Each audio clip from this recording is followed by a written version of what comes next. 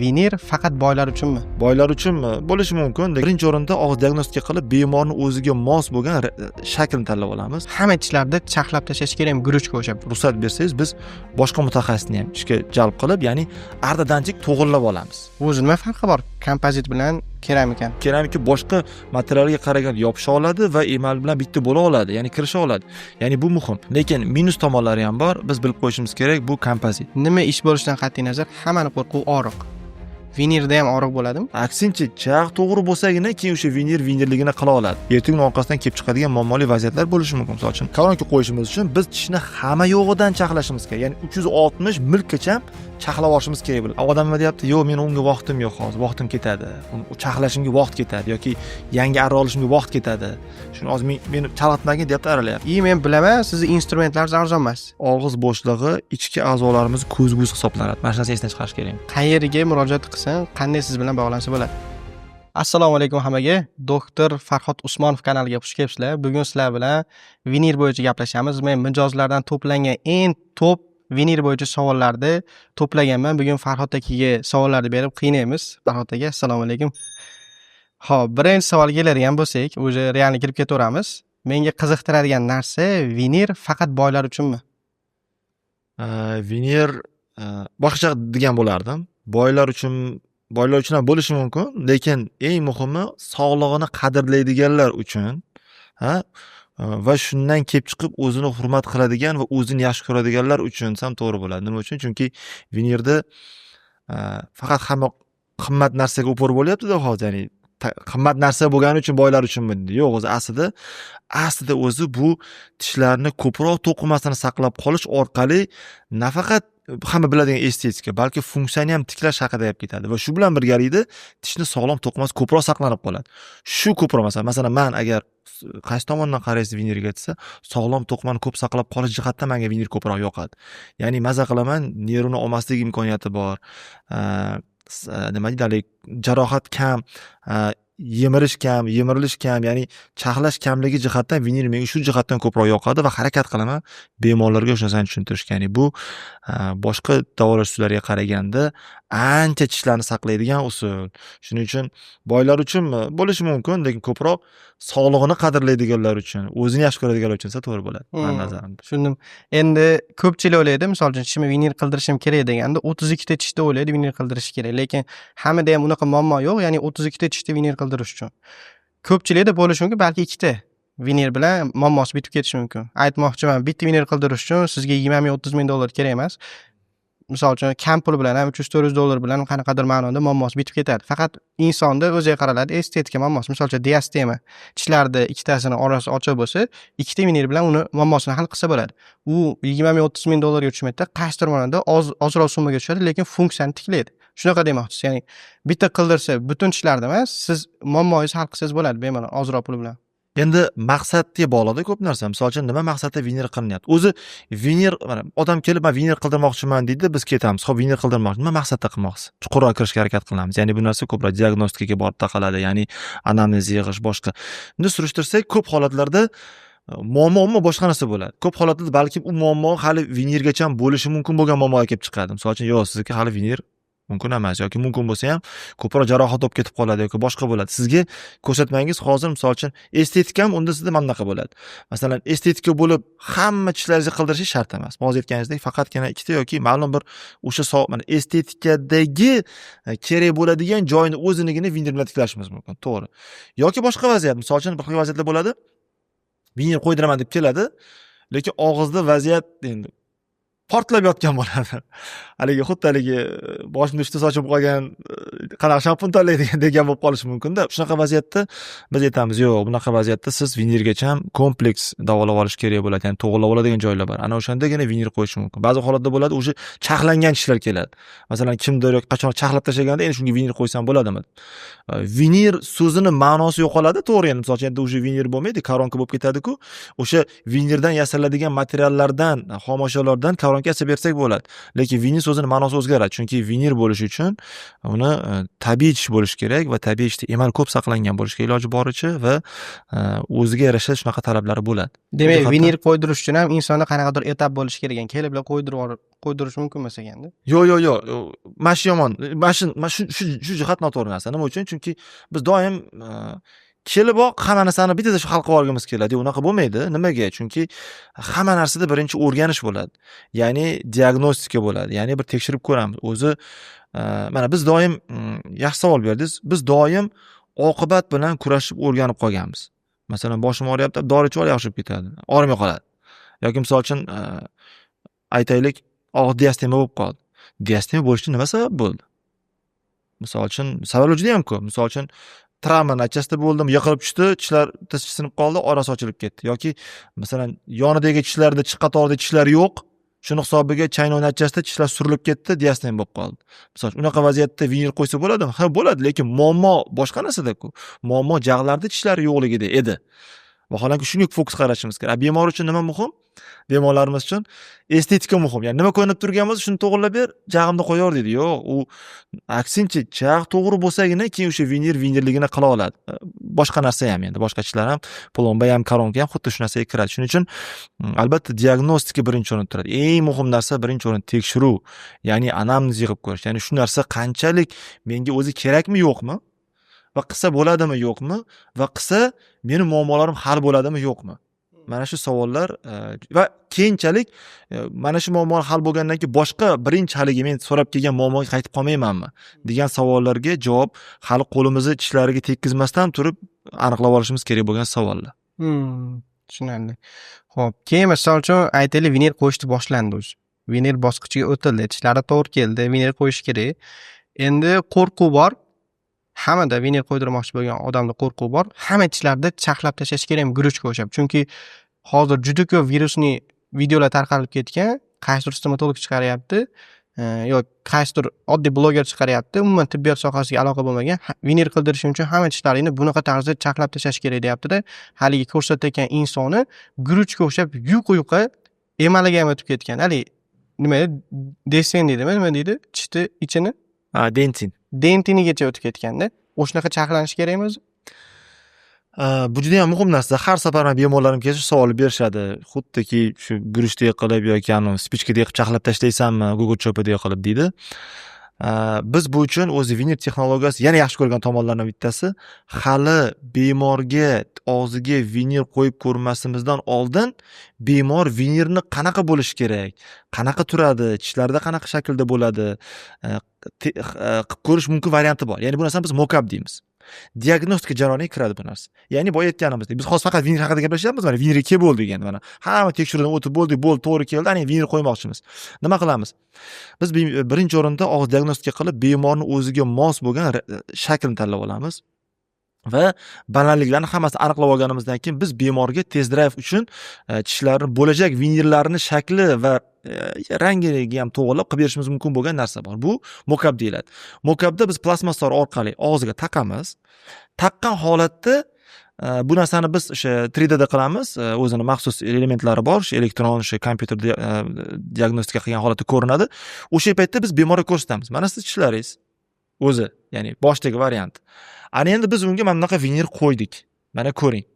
Ya'ni bu narsa hozir digital smile design deb DSD da bo'lyapti. Birinchi o'rin shunaqa qilinadi. Kompyuterda qildik, tishlarni qo'ydik, ko'rsatdik o'ziga. Mana siz ham bunaqa shaklda bo'ladi tishlaringiz. Ko'radi bemor. Ha, yaxshi. Ko'rinishi zo'r. Ana endi keyingi savolga o'tamiz. Qanchalik darajada tishlar chaqlanishi kerak? Biz ichiga kiramiz, tishlarni ko'rsatamiz. Ya'ni biz bo'lajak tishlarini o'zini hozirgi holatdagi tishlariga bundoq qo'yib ko'ramiz. Qo'yib ko'rganda bizni bo'lajak tishlarimiz prozrachniy rangda ko'rinadi. Bemorga ko'rsatamiz, qarang. Mana bu joyda biz umuman chaqlash shart emas ekan. Ya'ni bu yerni aksincha biz qo'shamiz. Lekin mana bu joyda biz chaqlaymiz. Qancha chaqlaymiz? O'sha yerda даже biz millimetrni ham ko'ra olamiz. Ha, bizga kerakli bo'ladigan rang, albatta rangdan ham kelib chiqadi. No, rang, masalan, mana bir rang qilmoqchimiz, bizga mana buncha tarzda qalinlik bo'lishi kerak. Siz tishingizda bor yo'g'i, masalan, 0.3 mm ham yetar ekan. Ba'zi bir tishlaringizdan mana ko'ring. Ba'zi bir tishlaringizdan biz chaqlashimiz ham shart emas. Mana bunisidan ozgina chaqlaymiz, mana bunidan umuman chaqlaymiz, mana bunga ozgina qo'shamiz.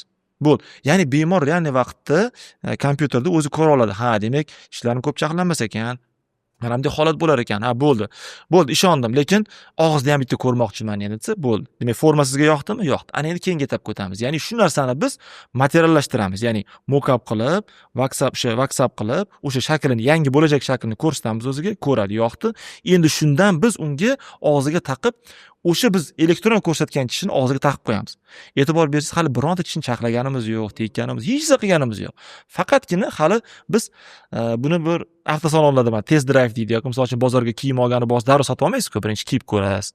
Masalan, bitta kiyim ko'rdingiz, zo'rga kiyim ekan, masalan, oq ko'ylak ekan, leon ekan, masalan, sizga yoqdi-da, kiyib ko'rdingiz. Lekin qarasangiz, birovda yaxshi turuvdi yeginida, lekin siz kiyib ko'ruvdi, yaxshi turmadi sizga. Siz aytyapsiz, "Yo'q, menga boshqa rangini ber yoki boshqa shakli, boshqa razmerini bergin" deb qo'yasiz. Xuddi shunaqa bu yerda ham demak, diagnostika payti test drive bo'ladi. Ya'ni biz og'ziga taqamiz o'sha shakl, o'ziga yoqqan shaklini, ko'radi-ku bemor. Ko'rganda bemor aytadi, "Ha, demak, menga og'zimda ham yaxshi turibdi. Endi bundan foydalanib ko'ray" deydi bemor. Masalan, hech qanaqa muammosi yo'q, bo'ldi, menga yoqdi. Endi foydalanib ko'ray deydi. Biz foydalanishga ham beramiz. 1 hafta, 10 kun, endi vaziyatiga qarab turib foydalanib, chaynab ko'radi, boshqa qilib ko'radi.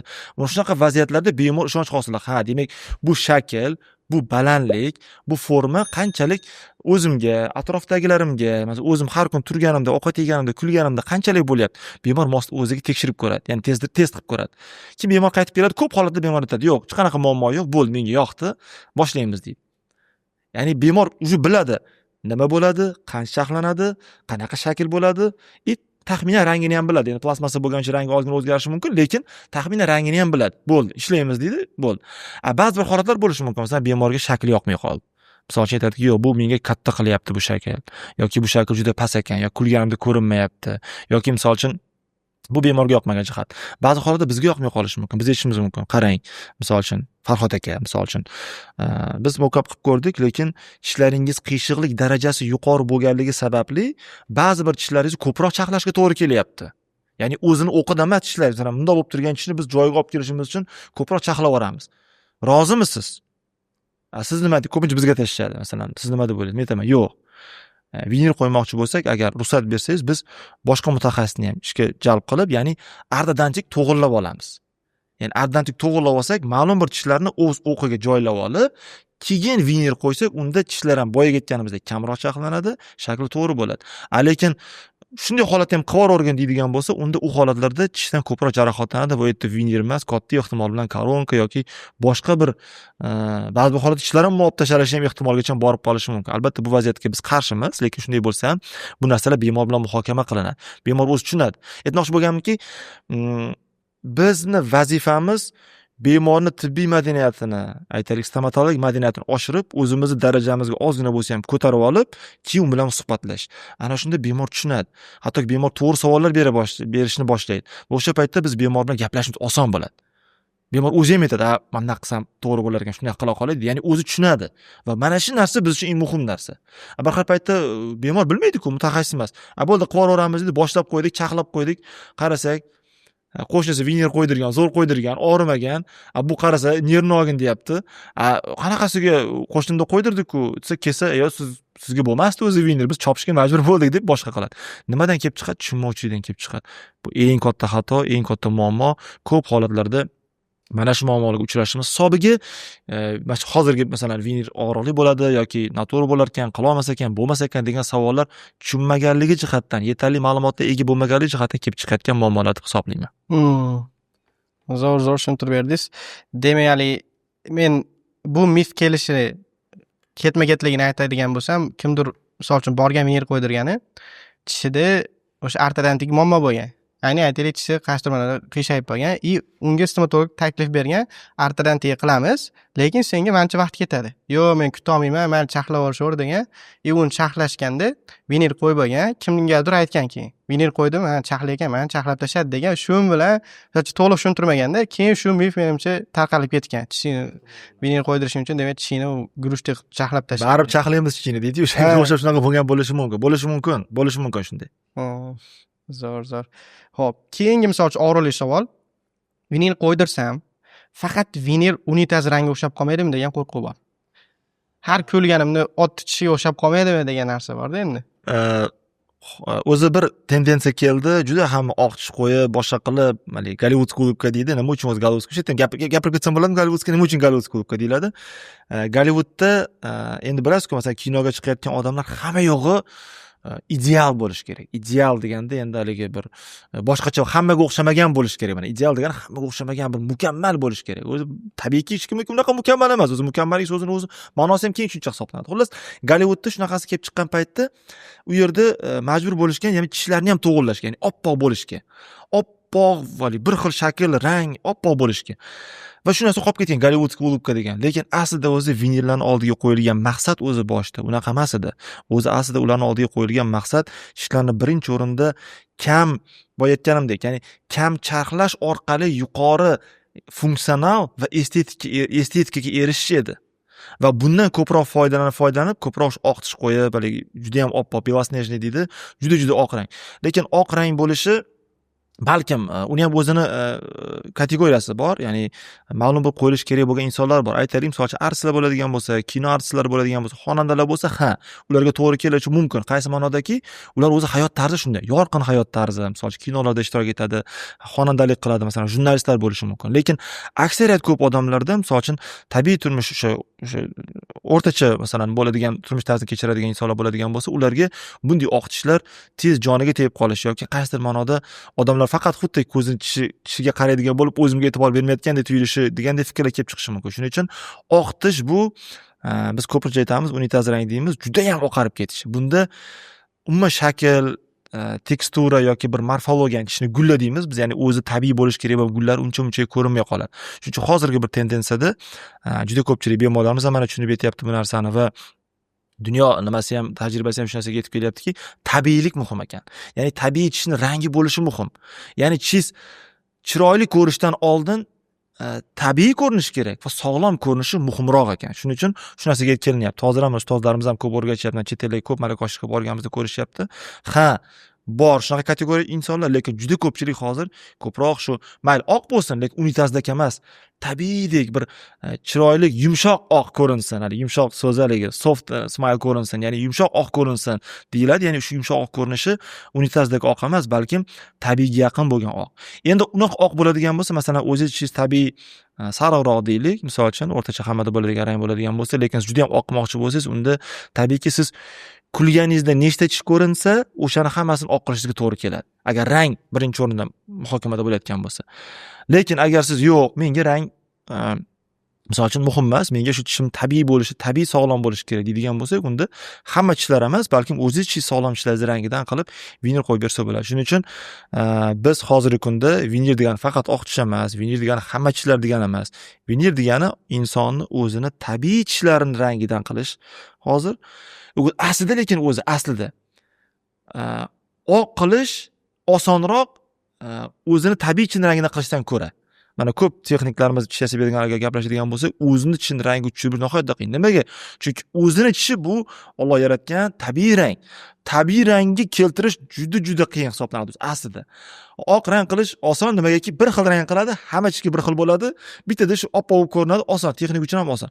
Tabiiy qilish o'zi aslida qiyinroq hisoblanadi. O'sha unga ozgina tajriba, bilim kerak bo'ladi. Shuning uchun tabiiy qilish nisbatan hozirgi kunda tendensiyaga kelyapti va biz bundan juda ham xursandmiz. Rahmat bemorlarimizga, shu vinil qo'ydirmoqchi bo'lgan tabiiy tishga e'tibor qaratayotganlar uchun va tabiiy tishga ko'proq nima deydi, ruschasiga privilegiya deydi, imkon berayotganlar uchun, tabiiy bo'lsin deganlar uchun biz juda ham xursandmiz.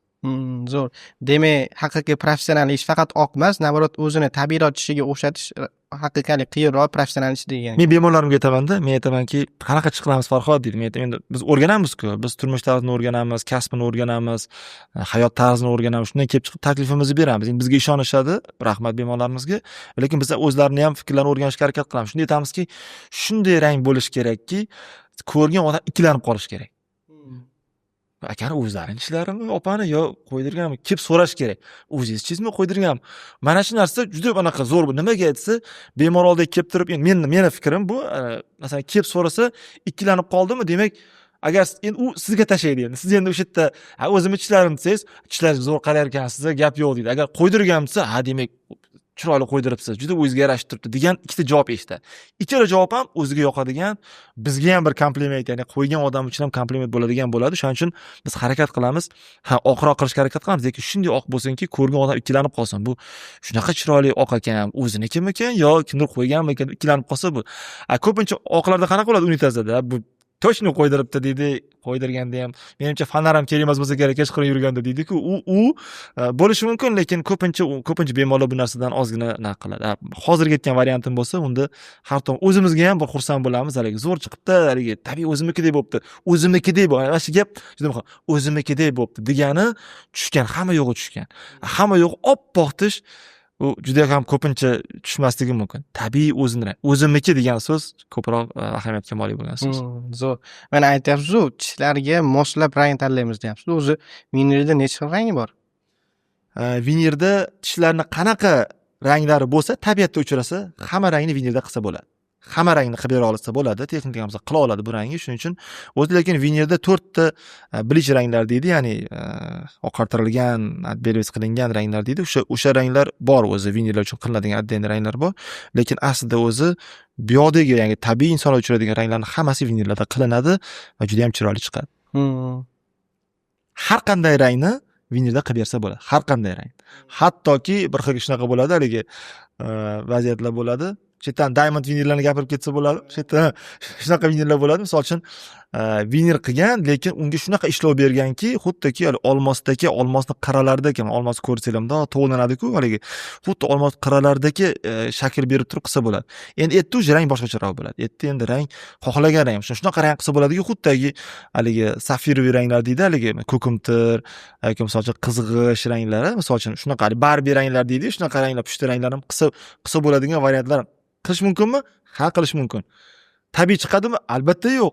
Lekin masalan ba'zi bir haligi masalan g'arb davlatlarida ko'rsangiz, boshqalardan boshqacha bo'lishim kerak, men bitta bo'lishim kerak degan vaziyatlarda, reperlarda ko'pincha bo'lishi mumkin. Tishlariga bir nimalar qilish boshqa.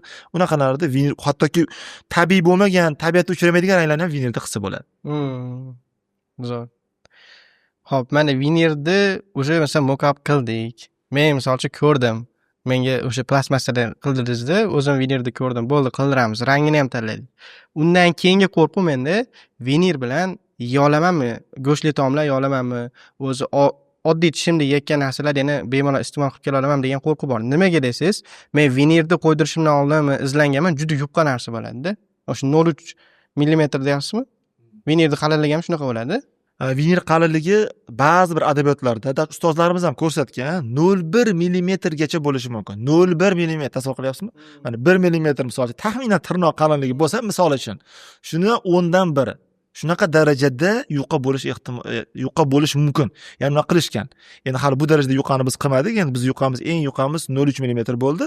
Lekin 0.1 mm gacha qilsa bo'ladi. Lekin buni hamma texniklar ham qilib bera olmaydi. Buni juda bu mikroskoplarda juda nihoyatda bir juda kuchli mutaxassis qilmasa odatda lekin qilsa bo'ladi. Bunaqa yuqori darajada qilsa bo'ladi. Endi mana shunaqa yuqori darajada bo'lgandan keyin hammada qo'rquv bo'ladi-da, u sinib ketib qolmaydimi? Bitta shashlikda tishlasangiz ertaga qo'lingizga tushib turmaydimi degan qo'rquv bo'ladi-da. O'zi mana nima uchun bunaqa vinirlarga qanaqa materialdan foydalansak, shu yerda javob berishim uchun sal uzoqroq olib kelaman. Fundamentdan ko'tarishga harakat qilaman. Masalan, vinirlar uchun ishlatiladigan material bor. Juda ko'p materiallar ishlatiladi, lekin eng dunyoda ko'p ishlatiladigan material bu keramika hisoblanadi. Keramika o'zi masalan kim bilsa, masalan keramika o'zi yuqa material hisoblanadi. Juda yuqa hisoblanadi. Nima uchun keramika tanlangan desa, uni ko'p xususiyati, fizik va kimyoviy xususiyati bizni emalimizning xususiyatiga juda yaqin. Juda yaqin, nihoyatda yaqin. Hozir bundan yaqin material yo'q, faqat mana shu hozir keramika juda yaqin hisoblanadi. Endi mana biz dunyo doim nimani ustida ishlaydi? Mana olimlar, stomatologiya dunyosi nima ustida ishlaydi? Doim tabiiylikka borishga harakat qiladi. Tabiiylikka, butun hamma narsa tabiiylikka yaqinlashishga harakat qiladi. Ya'ni nima uchun tabiiylikka yaqinlashishga harakat qiladi desa, qancha tabiiy bo'lsa, organizmni qabul qilish yaxshi bo'ladi va organizmga yaqinroq darajada funksiyani bajara oladi. O'shaning hisobiga biz harakat qilamiz, ya'ni tibbiyot xodimlari tabiiy bo'lsin, tabiiyga yaqinlashtiraylik deydi. Masalan, suyakni ham tabiiy bo'lsa yaxshi bo'ladi, o'zidan o'ziga bo'lsa chiroyli bo'ladi, yaxshi tezroq bitadi deydi. Endi tabiiy bo'lmadi. Endi tabiiyga yaqin nima bor? Biz biz degani stomatolog dunyosini aytyapman. Kuzatuvlarimiz natijasida, tekshiruvlar natijasida ustozlarimizning mana kitoblarimiz bor. Tekshiruvlar natijasida shu narsa ma'lum bo'ldiki, keramika emalga eng yaqin material ekan. Bu narsa ancha bir 50 yil oldin, 60 yil oldin bor edi, lekin muammo nimada edi desa, qanaqa qilib ikkita bir-biriga o'xshash bo'lgan materialni bir-biriga qanaqa yopishtiramiz endi? Bir-biriga o'xshaydi, xususiyati bir xil. Endi qanaqa qilib bir-biriga yopishtirsak bo'ladi degan savol bor. Shu narsa adgeziya kelib chiqdi keyin. Ya'ni adgeziya degani endi tushunish uchun kley topildiki, shunaqa kley topildi va o'shani kleylash usuli topildiki, qattiq narsani shunaqa yopishtirdik, o'zidek bo'lib ketdi. Emalni o'zidagi bo'ldi. Ya'ni emalni o'zidagi bo'ldi. Ya'ni tabiiy tishimiz emalidagi, masalan, emal tishni tashqi muhitdagi biz hozir tishimiz ko'rinib turgan jihat emal hisoblanadi, misol uchun. Ya'ni tabiiy jihatdan tashqi muhitni himoya hisoblanadigan qatlam hisoblanadi emal. Emal o'zi juda qattiq mustahkam hisoblanadi. Lekin bog'langan jihatda. Alohida emal sindirib olimda ursangiz sinadi, parchalanib ketadi. Lekin dentin bilan bog'langan holat, o'zini tishni holatida va ildizlar holati bilan birgalikda u juda mustahkam. Ya'ni dunyoda eng haligi qattiq mustahkam bo'lgan materialimda keltirib chiqarsa, shuna kvarts bilan apatit degan eng kuchli material o'rtasida turadi emal. Ya'ni shu darajada juda qattiq hisoblanadi. Endi shu narsaga biz shu narsani yopishtirmoqchimiz keramika. Adgeziyani topdik va shunaqa yopishtirdik, o'zidek bo'ldi. Xuddi emal qanaqa mustahkam bo'lsa, shunga juda yaqin mustahkam bo'ldi. Ya'ni zo'r bo'ldi, yaxshi bo'ldi. Ya'ni biz endi shunaqa material topdikki, demak yopishi oson bo'ldi, yaxshi bo'ldi va shu orqali biz tishlarni xizmat vazifasi, funksiya tiklandi va xizmat vaqti anaqa bo'ldi, nima deydi haligi, uzaydi. Ya'ni o'zinikidek bo'ldi. Lekin ikkalasi alohida mustahkam narsa emas edi, lekin ikkalasini birlashtirdik, bitta qildik, mustahkam bo'ldi. Shuning uchun emalli materialga keramika yaqin bo'lgani uchun bugungi kunda vinillarni tayyorlash uchun biz keramikadan foydalanamiz. Uni to'g'ri o'rnatib, to'g'ri yopishtirilsa, o'zidek bo'ladi. Ko'chib ketmaydi, lekin sinib ketishi mumkin. Qachon o'zingizni tishingizga qo'yiladigan talablar o'sha vinilga ham qo'yiladi. Masalan uchun ovqat yeb o'tiribsiz, misol Xudo ko'rsatmasin, misol uchun moshvort ichib o'tiribsizda, tosh chiqib qoldi, tishlab yubordingiz. Tishingiz ham sinib ketgan bo'lardi. Vinil ham sinib ketish ehtimoli bor. Oddiy o'zimiz tabiiy tish ham sinib ketgan bo'ladi. Tabiiy tishga qo'yiladigan talablar vinillarga ham xuddi shunaqa talablar. Masalan, bir xilgilar haligi, men ko'rsatib qo'yaman, olib kelib yetdi, nima qo'lni ocholmayapsan? Olib kelib bu yoqqa tur, qars etkazadi. O'sha paytda aslo o'zini tishi ham sinib ketadi, o'zini tishi ham. Masalan-da, endi shuning uchun vinil-ku endi biz bittasini o'tish kerak emas. Baribir men hozir aytganimdek bir xil ekan deb tushunib qolish kerak emas. Emal baribir emal. Alloh yaratgan bu umuman boshqa material. Sog'lom to'qim haqida gap ketyapti. Sog'lom, kasal bo'lgan yoki bir yetishmagan boshqa emas. Sog'lom to'qimi haqida gap ketyapti. Sog'lom emal baribir eng dunyoda mustahkam material hisoblanadi. Bizni vazifamiz shunga yaqin bo'lgan narsalarni qilib borish. Shuni unutmaslik kerak-da. Shuning uchun harakat qilish kerak, iloji boricha o'zingizni tishingizga qanaqa mehr bersangiz, vinilga ham xuddi shunaqa mehr. Ko'p ham emas, kam ham emas. Shunda bemalol любой narsasi bo'laveradi. Xohlagan narsani yeb, xohlagan narsani chaynab, bemalol o'sha e'tibor berib, o'sha o'ziga qanaqa munosabatda bo'lsa, asrab avaylash degani vinilni emas, tishlaringizni asrab avaylang. Biz bemalol aytamiz, siz endi vinilni emas, tishlaringizni asrab avaylashingiz hayron bo'lib qoladi. Bu tishlaringizga endi shuncha masalan qiynaldingiz, boshqa bo'ldi, shunaqa vaziyatda shuncha narsani anaqa qilib o'tdingiz. Misol uchun, endi buni ehtiyot qilishingiz kerak. Bizning vazifamiz sizni ko'p aytamanda, bizni shifokorlarni aytib ketish ham, shifokorlarning vazifasi sizni startga olib kelib qo'yish. U yog'iga o'zingiz nima qilishingiz kerak, nima deydi? Haligi ehtiyot qilishingiz kerak. O'zingiz bu yog'iga o'zingizni ehtiyot qilishingiz kerak. Bizning vazifamiz o'zi muammoni yechib berish. Lekin sog'lom tishlarni muhofaza qilish, ularni qadriga yetish, bu ham ne'mat. Mana ne'mat masalasida ko'p gapiramiz, hozir gapirib ketay. Bu ham ne'mat. Tish ne'mat. Ne'matni qayerdan bilding? Tishi yo'q odamni so'rab ko'rsang bilasan. Masalan, shuncha puli bor, imkoniyati bor, lekin tishi yo'q. Bittasan tishlab uzib olib, maza qilib ovqat yeya olmaydigan odam oldiga borib bir gaplashib ko'rsanglar, bilasizlar tish qanaqa katta ne'matligini. Shuning uchun masalan, bir haligi tangray tishlar bo'ladi, bemalol kelib qoladi. Yaqinda emas, 4 yil bo'ldi, bitta bemorimizga keldi. Yo'q, aytib ketsam bo'ladi shundan. 70 dan oshgan onaxon. 75mi ekan? Shu onaxon. Xullas, bu joyda ishlar, katta kompaniyada ishlar keldilar-da. Shu yerda yoshlik qilganman, shu yerda hammaga gapirardim-ku variantlarni, shu opaga gapirmabman ekanda o'shanda. og'izda syomniy protez taqqan ekan. Syomniy tanglay, olib qo'ydi, suvga solib qo'yadigan bor. Xuddi o'shani taqib yurgan ekan. Keyin men oldimga keldi. Shunaqa Farhodjon tish qo'yib bering. Bo'ldi. Bo'ldi bu protez yangilab beramiz, yana o'zidek qilib dipanda o'sha yerda desam, menga qarang o'g'lim, yo'q dedi.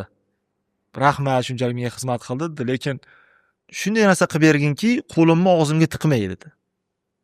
O'sha yerda bilganman, har bitta bemorga men o'zi old etardim. Hammaga bizda bunaqa variant bor, unaqa variant bor, bunaqa variant etardim.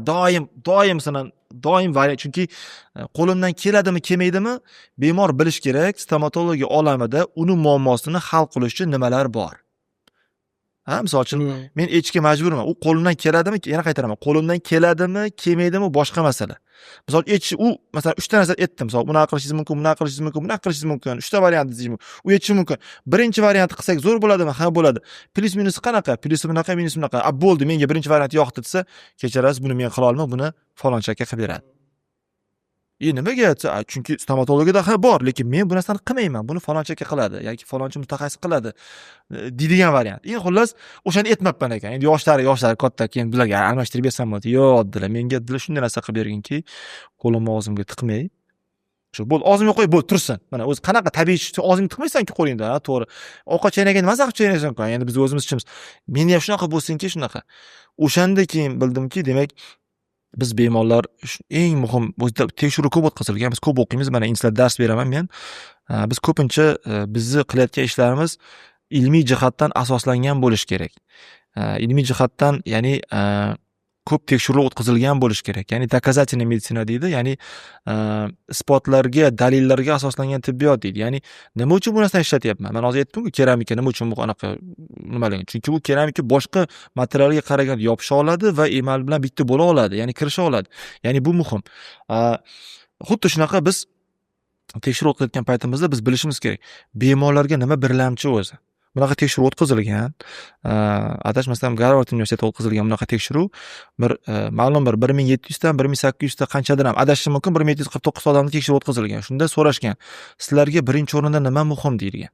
Mana tishingiz yo'q, sizga nima muhim desa, shundan bir 90% odam aytganki, menga birinchi o'rinda ovqat chaynasam bo'ldi degan.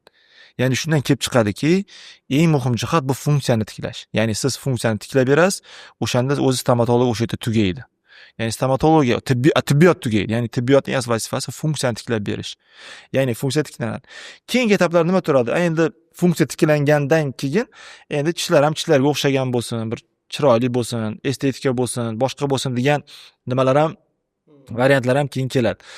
Shuning uchun shundan bilamizki, demak, eng muhim jihat, demak, birinchi o'rinda funksiya tiklash ekan. Shuning uchun funksiya tiklashga juda katta e'tibor berishimiz kerak. Shuning uchun ham vinillar qo'yayotgan paytda, boshqa qilayotgan paytda biz eng asosiy e'tibor baribir funksiyaga qaratiladi. Ya'ni funksiya tiklanadi, o'shandagina biz keyin o'sha tiklash. Shuning uchun funksiyani tiklagandan keyin biz qo'rqmaymiz. Bemalol xohlagan narsasini yeya oladi, xohlagan narsasini icha oladi va tishlariga qilayotgan e'tibor, o'zini tabiiy tishiga qiladigan e'tiborini, demak, mana shu hozir qo'yib bergan vinillarga ham qila olishi mumkin bo'ladi.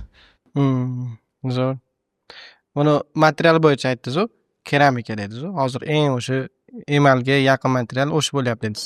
Lekin misol uchun vinil qo'ydirmoqchi bo'lsam, kimdir aytadi, keramika ham bor, kompozit vinil ham bor. O'zi nima farqi bor kompozit bilan keramikani? Xo'p, vinillar o'zi viniring degani o'zi ma'lum bir ustini qoplash degani. Masalan, shu keramika degan yasaladigan bitta yo'nalishni gaplashdik hozir. Lekin vinillarni misol uchun boshqacha yasaladigan usullari ham bor. Masalan, aytaylik, xomashyo sifatida boshqa narsa ishlatiladi. Aytaylik, kompozit ishlatiladi. Ya'ni bizning vazifamiz, siz savolingizdan kelib chiqadigan bo'lsam, hozir plomba haqida gap ketyapti. Endi plomba deganda plombalarning turlari juda ham ko'p. Plombalar misol uchun vinil uchun ishlatiladigan plombalar bor, jag'ishlar uchun ishlatiladigan plombalar bor, tarkibiga ko'ra plombalar bor. Endi turlari juda ham ko'p. Bu endi keng mavzu, lekin hozir vinil uchun vinilni agar plomba orqali yasaladigan bo'lsa, u boshqa vaziyat bo'ladi. Endi uni ham o'ziga yarasha plyuslari bor. Plyuslarini gapiradigan bo'lsam, u tez bo'ladi. Ya'ni u yerda tishlaringiz odatda juda ham ba'zi bir holatda chaqlamasligi ham mumkin, lekin odatda chaqlanadi, lekin chaqlamasligi ham mumkin va u plomba bilan bitta qatnovni o'zida yoki bir nechta qatnovni o'zida bir tezda qilib berish mumkin. Misol uchun. Va uni tiklash ehtimoli ham oson. Misol uchun aytaylik, sinib qoldi, uchib qoldi, qatnovni ishlab qo'y, sinib qoldi. Keldingiz, o'sha plombani yana tiklab, o'sha o'zini materiali bor, o'zini usulida tiklab yana yopishib ketaversa bo'ladi. Bu plusi. Ikkinchi plusi o'sha vaqtni o'zida yasab beriladi. Misol uchun aytaylik, men shoshib turibman, qaqada uchib ketishim kerak. Misol uchun ko'p vaqtim yo'q. Misol uchun bo'ldi, mana shu o'zini hozir qilib ber, men ketishim kerak. Bo'ldi. Bitta qatnovni o'zida misol uchun qilib berishimiz mumkin. Bo'ladi bu narsa, bo'ladimi? Ha, bo'ladi. Moliyaviy jihatdan qiladigan insonni mutaxassisning tajribasi, bilimidan kelib chiqib, har xil bo'lishi mumkin, lekin odatan keramik vinillarga qaraganda kompozitdan qilinadigan vinil nisbatan narxi nisbatan arzon bo'ladi. Farq qiladi, arzon demay, farq qiladi. Farq qiladi, nisbatan pastroq bo'lishi mumkin. Bu endi pluslar. Lekin minus tomonlari ham bor. Biz bilib qo'yishimiz kerak, bu kompozit. Kompozit bu ma'lum bir vaqt o'tgan sari kirishish xususiyati bor. Ya'ni kirishish degani bilasizlar, masalan, ko'yni bir xapat olamizda, hali birkasiga qaramasdan yuvib qo'ysak, qattiqroq issiqqa solib qo'ysak, kishinib qoladi ekan. Ukaga berib yuborish to'g'ri keladi. O'zi maza qilib zo'rg'a topib oluvdingiz, o'zingiz ukaga berib yuborish to'g'ri keladi. Yaxshi, rohatini uka ko'radi, yaxshi bu. Lekin shunaqa vaziyatda bo'ladi, kompozit kirishadi. Ya'ni usatka beradi, ruschasi usatka deydi, ya'ni kiruvchalik xususiyati bo'ladi.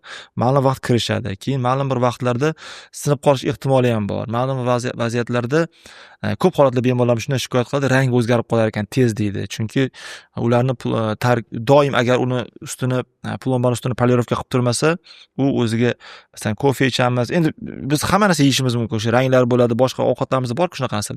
O'shalar shingib turib rangi ham o'zgarishi mumkin. Uni oddiy odam bu shotka bilan ketkazib olmasligi mumkin. Albatta uni o'sha professionalniy sistem bizga kelinsa, har 3 oyda yoki 6 oyda polirovka qilib sillab turish kerak. Endi sillovlash degan nima deyiladi desa, sillash degan bitta suv olinadi deganida. Bu har bir sillovlaversa, borib kichirib qolish ehtimoli bor. Shu jihatdan buni minuslari bor. Shu jihatdan bemorlarimiz aytadiki, shuni bir qanaqadir shunaqa vaziyat yo'qmiki, misol uchun mayli kir bo'lishi mumkin, lekin tozalasa ketadigan. Unaqada уже biz keramik vinillarni taklif qilamiz. Keramik vinillar to'g'ri. Masalan, vaqt ozgina ketadi, bitta qatnovda bo'lmaydi, masalan, bir nechta qatnov bo'ladi va bilvosita usulda yasaladi. Bu yerda masalan vrach emas, texnik ham kerak bo'ladi. Lekin yaxshi tomoni shuki, demak, ularga qaraganda mustahkam bo'ladi, kirish xususiyati yo'q, rang uncha-munchaga o'zgarmaydi, umuman o'zgarmaydi desam bo'ladi agar buni solishtiradigan bo'lsak va xizmat vaqti ham bularga qaraganda ancha 3 barobar, 4 barobar yuqori bo'ladi. Shuning uchun biz ko'proq kelgan bemorlarga tavsiya qilamiz. Buni desa bu, bunisi bu. Bizning vazifamiz bemorga uni vaziyatdan kelib chiqib qanaqa taklif berishimiz kerak. Ya'ni stomatologiya olami uni muammosini qanaqa hal qiladi. Bu yo'l bilan hal qiladi, bu yo'l bilan hal qiladi. Bunda bunaqa plusi bor, minusi bor, buni bunaqa plusi bor, minusi bor. Biz nima tavsiya qilamiz? Biz buni tavsiya qilamiz yoki biz buni tavsiya qilamiz deb ayta olishimiz mumkin bo'ladi. Tushunarli, zo'r. Hammada bo'ladigan qo'rquv qanaqa o'sha ish bo'lishidan qat'iy nazar, plomba bo'ladimi, vinil bo'ladimi, implant bo'ladimi, nima ish bo'lishidan qat'iy nazar hammani qo'rquv og'riq. Vinilda ham og'riq bo'ladimi? Vinillarda ham og'riq bo'lishi mumkin. Chunki nima uchun? Hammada emas. Hammani bu insonni o'zidan kelib chiqibdi. Chunki har bitta insonning og'riq chegarasi har xil. Og'riqni bir chegarasi porog болевощение deydi ruschasiga, ya'ni og'riqni sezish darajasi har xil. Men bitta misol keltiraman. Misol uchun bir marta o'zimda bo'lgan vaziyat. Futbol o'ynaydigan oyog'imni sindirib qoldim. Sindirib olgan ekanman. Endi keyin qarasam shu oyog'im qayrilib ketib qoldi, bosa olmayapman. Keyin shu men o'ynayman futbol, oyog'im qayrilib ketib qoldi, o'tirdim. Keyin qarasam sal yaxshi bo'lgandek, keyin bordim, uyga bordim, sal bosish qiyin bo'lyapti. Cho'ta g'alati bo'lib yuribman. Qarasam, keyin hech bitmayapti ishalik. Og'riq barib bor, boshqa bor. Keyin shu 2-3 kundan keyin bosib yuribman ungacha.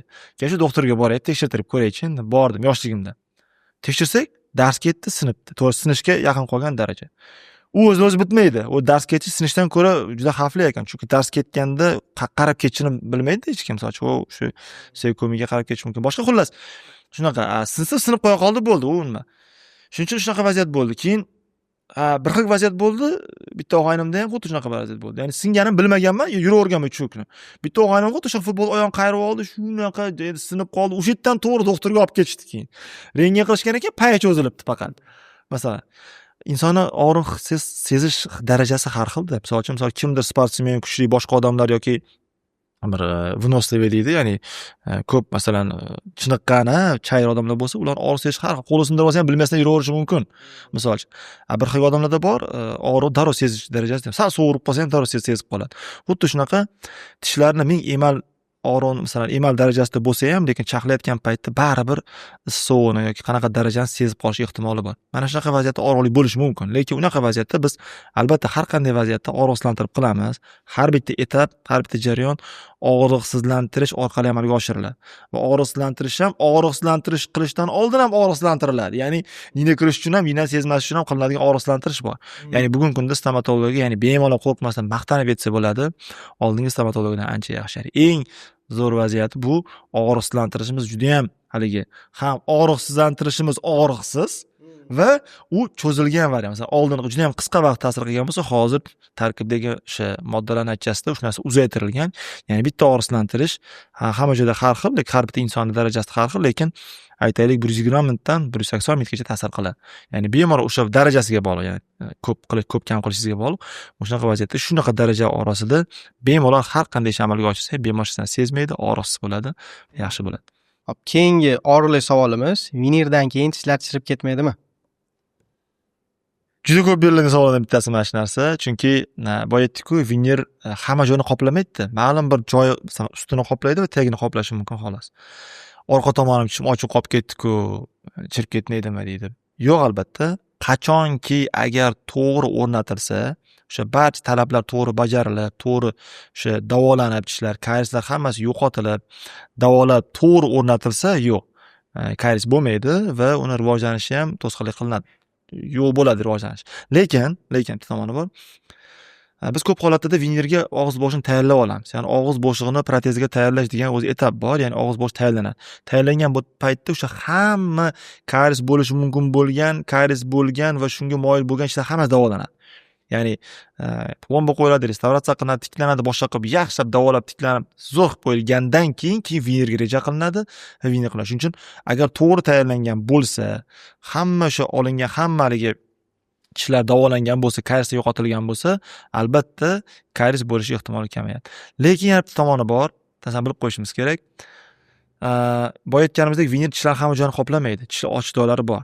Agar siz boya aytganimdek vinirni qo'ydirganingizdan keyin gigiyenaga yaxshi e'tibor bermasangiz, ya'ni postoperasion posle tish qo'yilgandan keyingi reabilitatsiya deydi.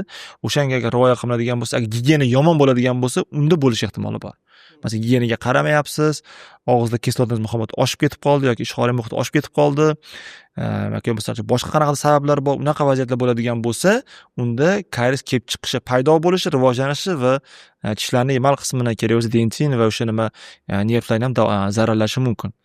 Bu endi o'shaning ham doimiy mana oldin 6 oy bo'ladigan bo'lsa, hozir 3 oyda tishlarni har 3 oyda tishlarni doim stomatolog ko'rigidan o'tkazib turish kerak bo'ladi. Bu juda muhim, juda eng kerak narsadan bittasi. Chunki kasalni davolagandan ko'ra hamma bilsa kerak, oldini olish muhimroq va arzonroq, yaxshiroq, stress kamroq ish hisoblanadi. Zo'r. Xo'p, endi mana tishda karies bo'lmaydi deyapsiz pastda. Umuman agar yaxshi gigiyena qilsa vinirdan keyin milkka zarar yo'qmi? Milkka. To'g'ri savol.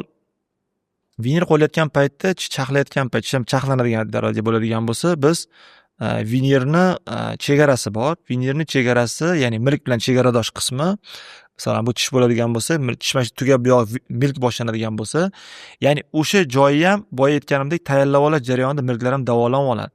Ya'ni biz hech qachon haligi ishib turgan yoki shamollagan, qonab turgan, ishib ketgan yoki bir jarohat yetgan milklarga umuman hech narsa qilinmaydi. Faqat vinir, boshqa narsa ham qilinmaydi. Ya'ni birinchi o'rinda milk davolanadi. Keyin tishlarga o'tiladi. Agar tishlarni milkni muammosi tishlar bilan bog'liq bo'lsa, unda baravar davolanadi. Birinchi boya aytganimdek, sababchisi yo'qotiladi, keyin milklar davolanadi, keyin joy-joyiga qo'yib olgandan keyin, milklarni o'zini joyiga qo'yib olgandan keyin уже vinirga o'tiladi, vinir qilinadi. Endi boshqa masala bor. Misol uchun endi hamma narsa qo'yib oldik deganda, hammasi to'g'ri o'rnatdik. Biz milklarni shunaqa joylari borki, milkni biz tegishimiz mumkin bo'lgan joyi bor, tegishimiz mumkin bo'lmagan joyi bor. Agar tegish mumkin bo'lmagan joyga siz vinir qo'yib qo'ysangiz, albatta ertaga muammo bo'ladi. Milkda shish bo'ladi, qonash bo'ladi, ertaga hidlanish bo'ladi, shunga o'xshagan narsalar bo'lishi mumkin agar milk bilan bog'liq bo'lsa. O'shaning uchun milklarning o'zini joyi bor, ya'ni o'sha milklarni parodontal tish milk cho'ntagi deydi. O'sha cho'ntagini misol uchun aytaylik, taxminan bir 2 mm, 3 mm atrofida bo'ladigan bo'lsa, shuni o'sha muhitda biz ishlashimiz mumkin. Endi qanaqa aniqlanadi? Milk ichiga kiramizmi, kirmaymizmi yoki milk darajasida qolamizmi, jarohatlanmasak deydigan bo'lsak, unda u stomatolog bilan maslahatlashish kerak. Chunki shunaqa milklar bor, tegishni yoqtirmaydi. Ya'ni 3 ta tip biotip bo'ladigan bo'lsa, ya'ni qalin, yupqa va o'rtacha darajadagi milklar bor. Hattoki bitta odamning og'zida shu 3 xil bo'lishi ham mumkin, joyiga qarab turib ham. Lekin ko'p holatlarda yuqa bo'ladigan bo'lsa, unda ehtiyot bo'lish kerak. Agar siz milk tagiga kirgizaman deb chaqlab jarohatlab qo'ysangiz, milkning qochish xususiyati bor. Ya'ni retsessiya deydi yoki o'sha qochib ketish deydi. O'sha milk qochib ketib qolsa, u qaytmaydi joyiga. Uni albatta plastikka qilib yoki boshqa bir usullar bilan keyin qaytarishga to'g'ri keladi. Unaqa vaziyatda ehtiyot bo'lish. O'sha reja qilayotgan vaqtda nafaqat prikuslar, bo'g'im yoki tishlarni qarab chaqlayman, balkim bu milkni darajasida men qanday chaqlayman degan, qanaqa qilib milkni darajasiga yetkazaman yoki tagiga kirgizamanmi degan savollar ham bu o'sha ortoped stomatolog yoki vinir qo'yib berayotgan insonni bo'yinda hisoblanadi. U o'zi tavsiya beradi, u qiladi. Bunga juda ham ko'p misollar bor. Masalan, kulgu darajasiga bog'liq, kulganingizda milkingiz ko'rinadimi, ko'rinmaydimi yoki ozgina ko'rinadimi yoki boshqa shunaqa darajalar hammasi hisobga olinadi. Endi bu bo'yicha bu ko'proq ma'lumot berish kerak bo'ladi o'zi aslida, lekin bu narsa hammasi hisobga olinishi shart. Nima tomoni? Chunki siz ertaga vinir qo'yganingizdan keyin siz milkni chegarasi, biologiyasini, ya'ni sog'lomligini, milkni o'zini funksiyasini va estetikasini buzib qo'yishingiz kerak emas. Buzib qo'yilishi kerak emas. Tushundim. Vinirni estetikaga o'zi yordam beradi dedik. Koronka degan narsa bor. U tishda o'sha butunlay qoplaydigan bilishim bo'yicha o'zi farqi nimada? Misol uchun, men o'ylashim bo'yicha koronkani ham o'sha tishimiz rangi bilan bir xil qilsa bo'ladi menimcha. Uni ham qo'yib qo'ysak bo'ladi. O'zi farqi nimada? Nimaga vinir qo'yish kerak, koronka emas? Xo'p, boya aytayotganimizdek, o'zi aytib ketishimiz kerak edi. Mana vinirga bitta ta'rif berib ketaylik. Vinir degani tishni faqat usti qismini qoplaydigan qism hisoblanadi. Ya'ni qoplanadigan, aytaylik, protez deylik, misol uchun, protez hisoblanadi. Misol uchun, protez shuncha salali qo'polroq eshitiladi-ku, lekin qoplama hisoblanadi. Demak, boya tushunganimizdek, faqatgina bitta qism o'zi qoplanadi bo'ldi. Odatda yo oldi qismi qoplanadi yoki jarohatlangan joy qoplanadi. Masalan, jag'chilar bo'ladigan bo'lsa, masalan, nakladka yoki flatka deymiz, qistirma deydi o'zbekchasiga, jarohatlangan joyni o'zi qoplanadi, misol uchun. Ana endi koronkada bo'ladigan bo'lsa, koronka qo'yishimiz uchun biz tishni hamma yo'g'idan chaqlashimiz kerak. Ya'ni 360 milkgacha chaqlab olishimiz kerak bo'ladi. O'shandagina toj qismini to'liq qoplagan tishni o'zini koronka, ya'ni toj qismini sun'iy qoplama bilan qoplaganimizdagina o'shanda koronka bo'ladi. Bunda ko'rinib turibdiki, tishni hamma yo'g'i chaqlanadi. Ya'ni sog'lommi, nosog'lommi o'sha ahamiyati bo'lmaydi. Bo'ldi. Koronkani tagiga olyapmizmi? Bo'ldi. Koronkani tagiga olyapmiz. Tiklab qo'yiladi tagi asosi, ustidan koronka yopiladi, bo'ldi. Vinirlarda esa aksincha, vinirda faqat ma'lum bir qismi jarohatlangan joyini o'zinigina tiklanadi, bo'ldi. O'zi ba'zi bir adabiyotlarimizda yozilgan edi, misol uchun, o'zi odatda, misol uchun tishlarni mana tasniflari bor. Eski tasnif bo'lsa ham eslatib o'tishim kerak. 30% gacha, misol uchun, tishni jarohatlangan bo'lsa, umumiy tishni obyomidan 30% ga 30% gacha, 30% ham ko'p bo'lsa, uni faqatgina plombalar bilan tiklasa bo'ladi. Nimaga desa, qolgan 70 yoki 80% buni usatkasini nima qilib berishi mumkin? O'ziga kuchni olishi mumkin, ya'ni turib bera oladi. Lekin 20%, 25% dan misol uchun 50% yoki 40% gacha bo'lgan vaziyatda plombani kuchi yetmaydi endi. Ya'ni tishni yarmi yo'q. Bunda shunaqa material kerakki, usatka bermasin, lekin mustahkam bo'lsin, emalga yaqin bo'lsin, boya aytgandek, keramika bo'lsin. Mana shunaqa vaziyatda biz, jag'chilarni aytyapman, biz o'sha 50% o'zini tiklab qo'ya olamiz. Koronka bilan. Lekin oldin nima qilinadi shunaqa vaziyatda? Oldin, yo'q, bo'ldi, tish yarmi ketdimi? Bo'ldi, qolgan yarmini ham, sog'lom to'qimani ham chaqlaymizda, koronka qo'yib yuboramiz. Tasavvur qiling, hozir 50% uchun qolgan 50% ni ham qurbon qilib yuborilyapti hozir. Sog'lom to'qimni chaqlab tashlayapmiz. Lekin vaholanki hozirgi chiqqan texnologiya, boyaga aytgan vinir yoki nakladka qiladigan bo'lsa, jarohatlangan qismi 40% mi, 50% bo'ldi, o'sha 50% o'ziga tiklab qo'yamiz, bo'ldi. Hozir boya aytganimizdek, stomatolog tomonidan yaratilgan adgeziv va keramika shu narsani o'zini qoplab beradi. Usatka bermaydi, o'zi tishida emaldek mustahkam bo'lib turadi. Lekin aytaylik, masalan 60-70% holatlarda jarohatlandim. Tishdan bir qolganimiz 30% qoldi yoki masalan 20% qoldi. Bunday holatda yo'q. Bunday holatda koronka qo'yiladi. Endi ba'zi adabiyotlarimizda yozilgan, yangi adabiyotlarimizda shu holatda ham nakladga qo'ysa bo'ladi, tiklanadi deyiladi. Biz qo'yib ko'rganmiz, ishlaydi, lekin men hozir tasnif bo'yicha aytyapman. Tasnif bo'yicha bunday holatlarda sun'iy qoplama qo'yishga majbur.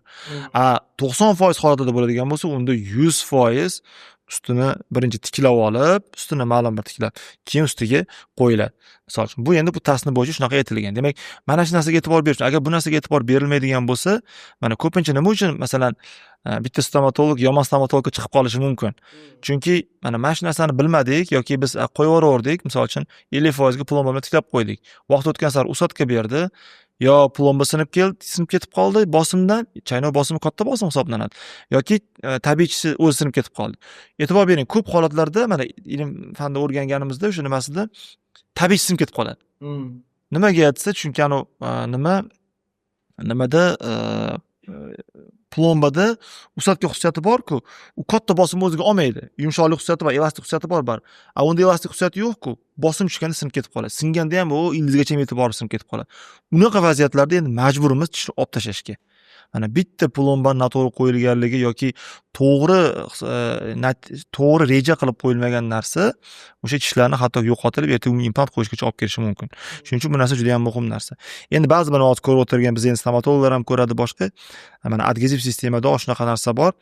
Ya'ni endokoronkalar ham bor. Ya'ni boya aytganimizdek koronka hech narsasidan qo'ysa bo'ladimi, adgezivni yopishtirsa bo'ladimi? Ha, shunaqa vaziyatlar bor. Masalan, biz klinikamiz shunaqasini ham qilamiz. Bunaqa narsalar ham bor. Bu endi yangi narsa. Lekin o'zi odatan ko'p holatda bunaqa paytda koronka qo'yiladi. Ya'ni tiklab olib, ustiga koronka qo'yiladi. Ya'ni koronka bilan vinilni farqi, vinil faqatgina ma'lum bir jarohatlangan qismini o'zinigina tiklaydi bo'ldi. Koronkaning vazifasi yo'q, bo'ldi. Emal qolmagan, tishlar undan oldin koronka qo'ygan, jarohatlangan, uni endi biz tiklab olishimiz kerak faqat koronka bilan. Boshqa vaziyatlarda u narsa yordam bermaydi. Tushunarli. Keyin mana hozir aytyapsiz, adgeziya bu ham kilay deyapsiz-ku. Yana bir qo'rquvlardan biri vinil qo'ydirsam tushib qolmaydimi degan narsa bor. Mana o'sha kilayizni kafolati qanaqa? Kilayni adgeziv sistema deymiz. Endi kilay sistemasini ma'lum bir kitoblar bor. Bu narsani eng o'rgangan olimlarimiz bor. O'sha G'arbdan, Amerikadan, o'sha Pascal Manier, keyin Aleman degan olimlar bor, David Aleman degan olimlarimiz bor. O'sha o'rganganda ham shunaqa o'rganganki, birinchi tabiiy o'zi tishni olib turib, emal bilan dentinni ajratib qo'yishga harakat qilishgan. Ya'ni qanaqa kuch kerak ajratib olish uchun, Xuddi shunaqa, demak, aytaylik, misol uchun 500 kuch kerak bizga, masalan, birlik, masalan, 500 birlik kuch kerak. Klayni ham shunaqa qilayotgan paytda hisoblab ko'rishsa 300 yoki shunga yaqin, misol tariqasida aytyapman, endi hozirda sonlari bor. 300 yoki 400 darajada kuch kerak bo'layotgan ekan. Demak, bu yaqin. Emalni dentin bilan emalni bog'lanishiga bular emal juda ham yaqin ekan. Ba'zi bir holatda kuchliroq ham chiqadi. Demak qo'ysa bo'ladi deb shu narsadan kelib chiqib, bunaqa ilm fan tekshirib ko'rgan bu narsani. Bu narsa o'sha o'zini isbotini topgan, dalillari bor, bu bo'yicha nimalar ham bor. Vinir hech qachon ko'chib kelmaydi. Agar to'g'ri o'rnatilgan bo'lsa, to'g'ri, endi ko'chgan vinillar ham kelgan menga oldin. O'zimniki emas, endi boshqa kelgan, endi men oldimga kelib Farhodjon o'z qilib bera qoling, shu yopishtirib bera qoling degan. Endi biz endi yopishtirib berganmiz endi biz qilmaganmiz. O'shanda ko'rganman vinil ko'chganini. Lekin ko'p holatda vinil faqat sinishi mumkin. Yani uchishi, sinishi boshqa, lekin ko'chib ketishi, masalan, bizning tajribamizda unaqa bo'lmagan. Ko'chib ketish juda kamdan kam holat bor. Chunki to'g'ri o'rnatilsa, adgeziv to'g'ri bo'lsa, uni ham sharoitlari bor. Gap faqat klayda emas, uni muhitida ham, o'sha kafirdam deydi, boshqa usullar, o'sha o'zining nimalari bor, o'zining ketma-ketligi bor, o'zining vaqti bor. Doktorga ham bog'liq ekan. O'sha texnikaga bog'liq. Texnika, ya'ni albatta doktorga ham bog'liq. Doktor texnikani to'g'ri qilsa, ya'ni o'zining hammasi ketma-ketligini qilib, standarti bor, o'zining protokoli bor. O'sha protokol bo'yicha qilinsa, o'sha kitobda yozilgandek natija ko'rsatadi. Shuning uchun xavotir olmasa bo'ladi. To'g'ri o'rnatilsa, xudo xolasa anchalik xizmat qiladi. Hammani qiynagan savol, nimaga vinil qimmat? O'zi aslida qimmat, arzon degan tushuncha nisbiy tushuncha hisoblanadi. Bu narsani ko'p gapirganman, hozir ham gapirib ketishim kerak. Qimmat, arzon degan narsa nisbiy tushuncha hisoblanadi. Nima uchun? Chunki narxga juda ko'p narsa ta'sir qiladi. Omillar ta'sir qiladi. Narxga birinchi o'rinda nimani birinchi o'rinda qo'yasiz desa, men birinchi o'rinda narxga kadrni tajribasini qo'ygan bo'lardim. Kadr ya shifokor tomonidan tajribasini. Chunki men bir ko'p misol keltiraman bemorlarga, misol uchun osh deyman, hammamiz haligi to'y oshni yaxshi ko'ramiz, ha. Lekin masalan, biron joyda zo'r osh qilar ekansa, bu biron joyda borib, vaqt ajratib borib yeb kelamiz. Nimaga? Nimaga yonimizda masalan, yonimizda ham bor-ku kafeda osh qiladi. Nimaga unga kirmaymiz? Chunki vaholanki o'sha guruch, o'sha go'sht, o'sha yog', balki undan ham zo'r yog' ishlatar u balki misol uchun.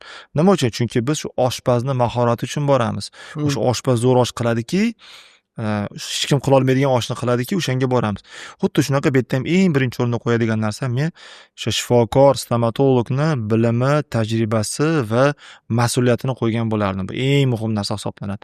Undan keyin albatta yaxshi agar asbob uskunang soz bo'lsa, qiladigan ishing zo'r, bekorga o'sha qiladigan uskunasi ham, ishlatadigan birinchi o'rinda uskunasi, ya'ni ishlatadigan uskunalar eng yaxshi. Misol uchun vinirmi albatta mikroskop yoki mikroskop yoki o'sha binokulyarni ochki deydi, kattalashtirib ko'rsatadi. Chunki vinir judayam yuqa narsa hisoblanadi. Boya aytdim-ku, 0,1 mm dan boshlab.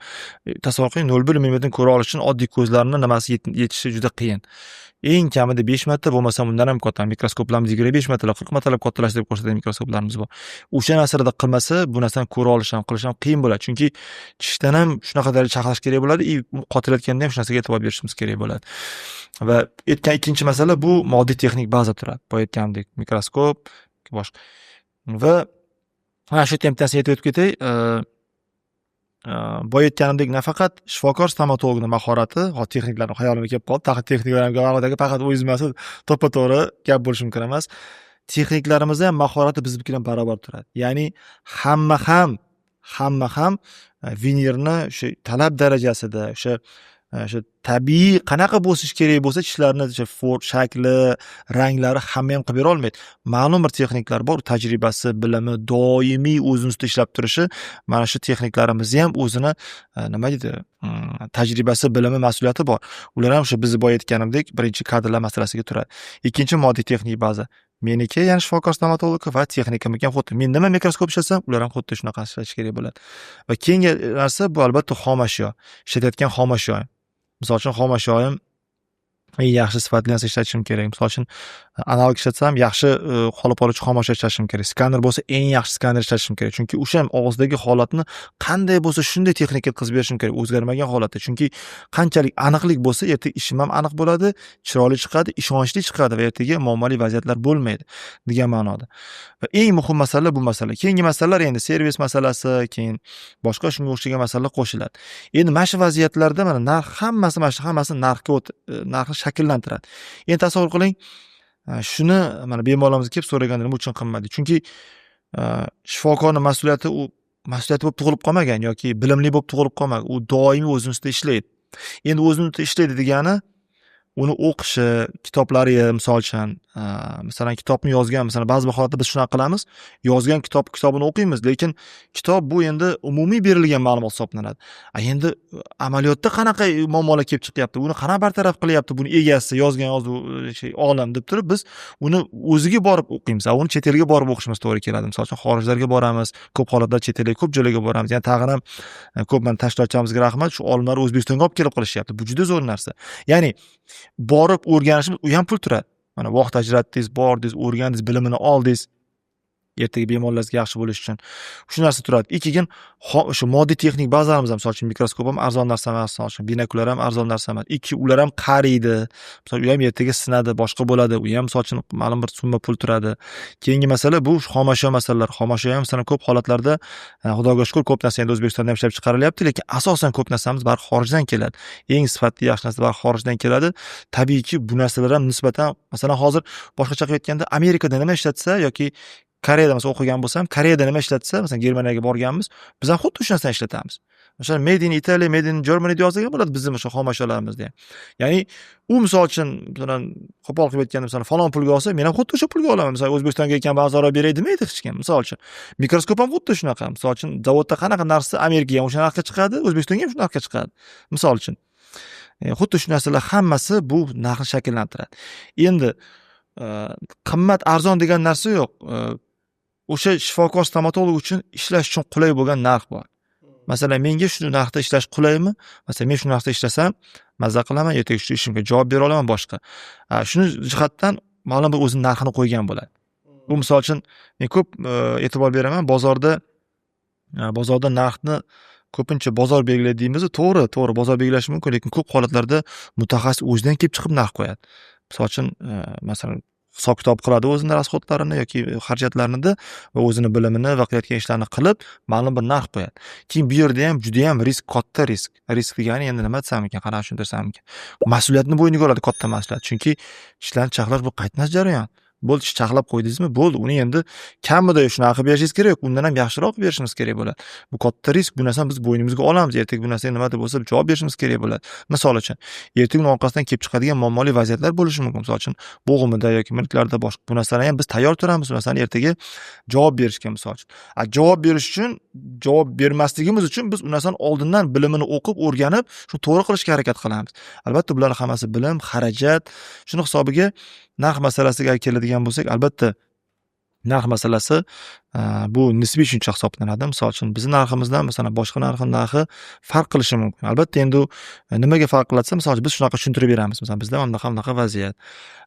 Boshqalarda endi ular o'zlari biladi. Misol uchun, o'zlarini nima deydi haligi, endi bahona to'g'ri bo'ladi, o'zlarining fikrlari bor. Nima uchun bularda bunaqa narx? Shuning uchun Vinir jihati biz endi eng yaxshilar bilan ishlaymiz.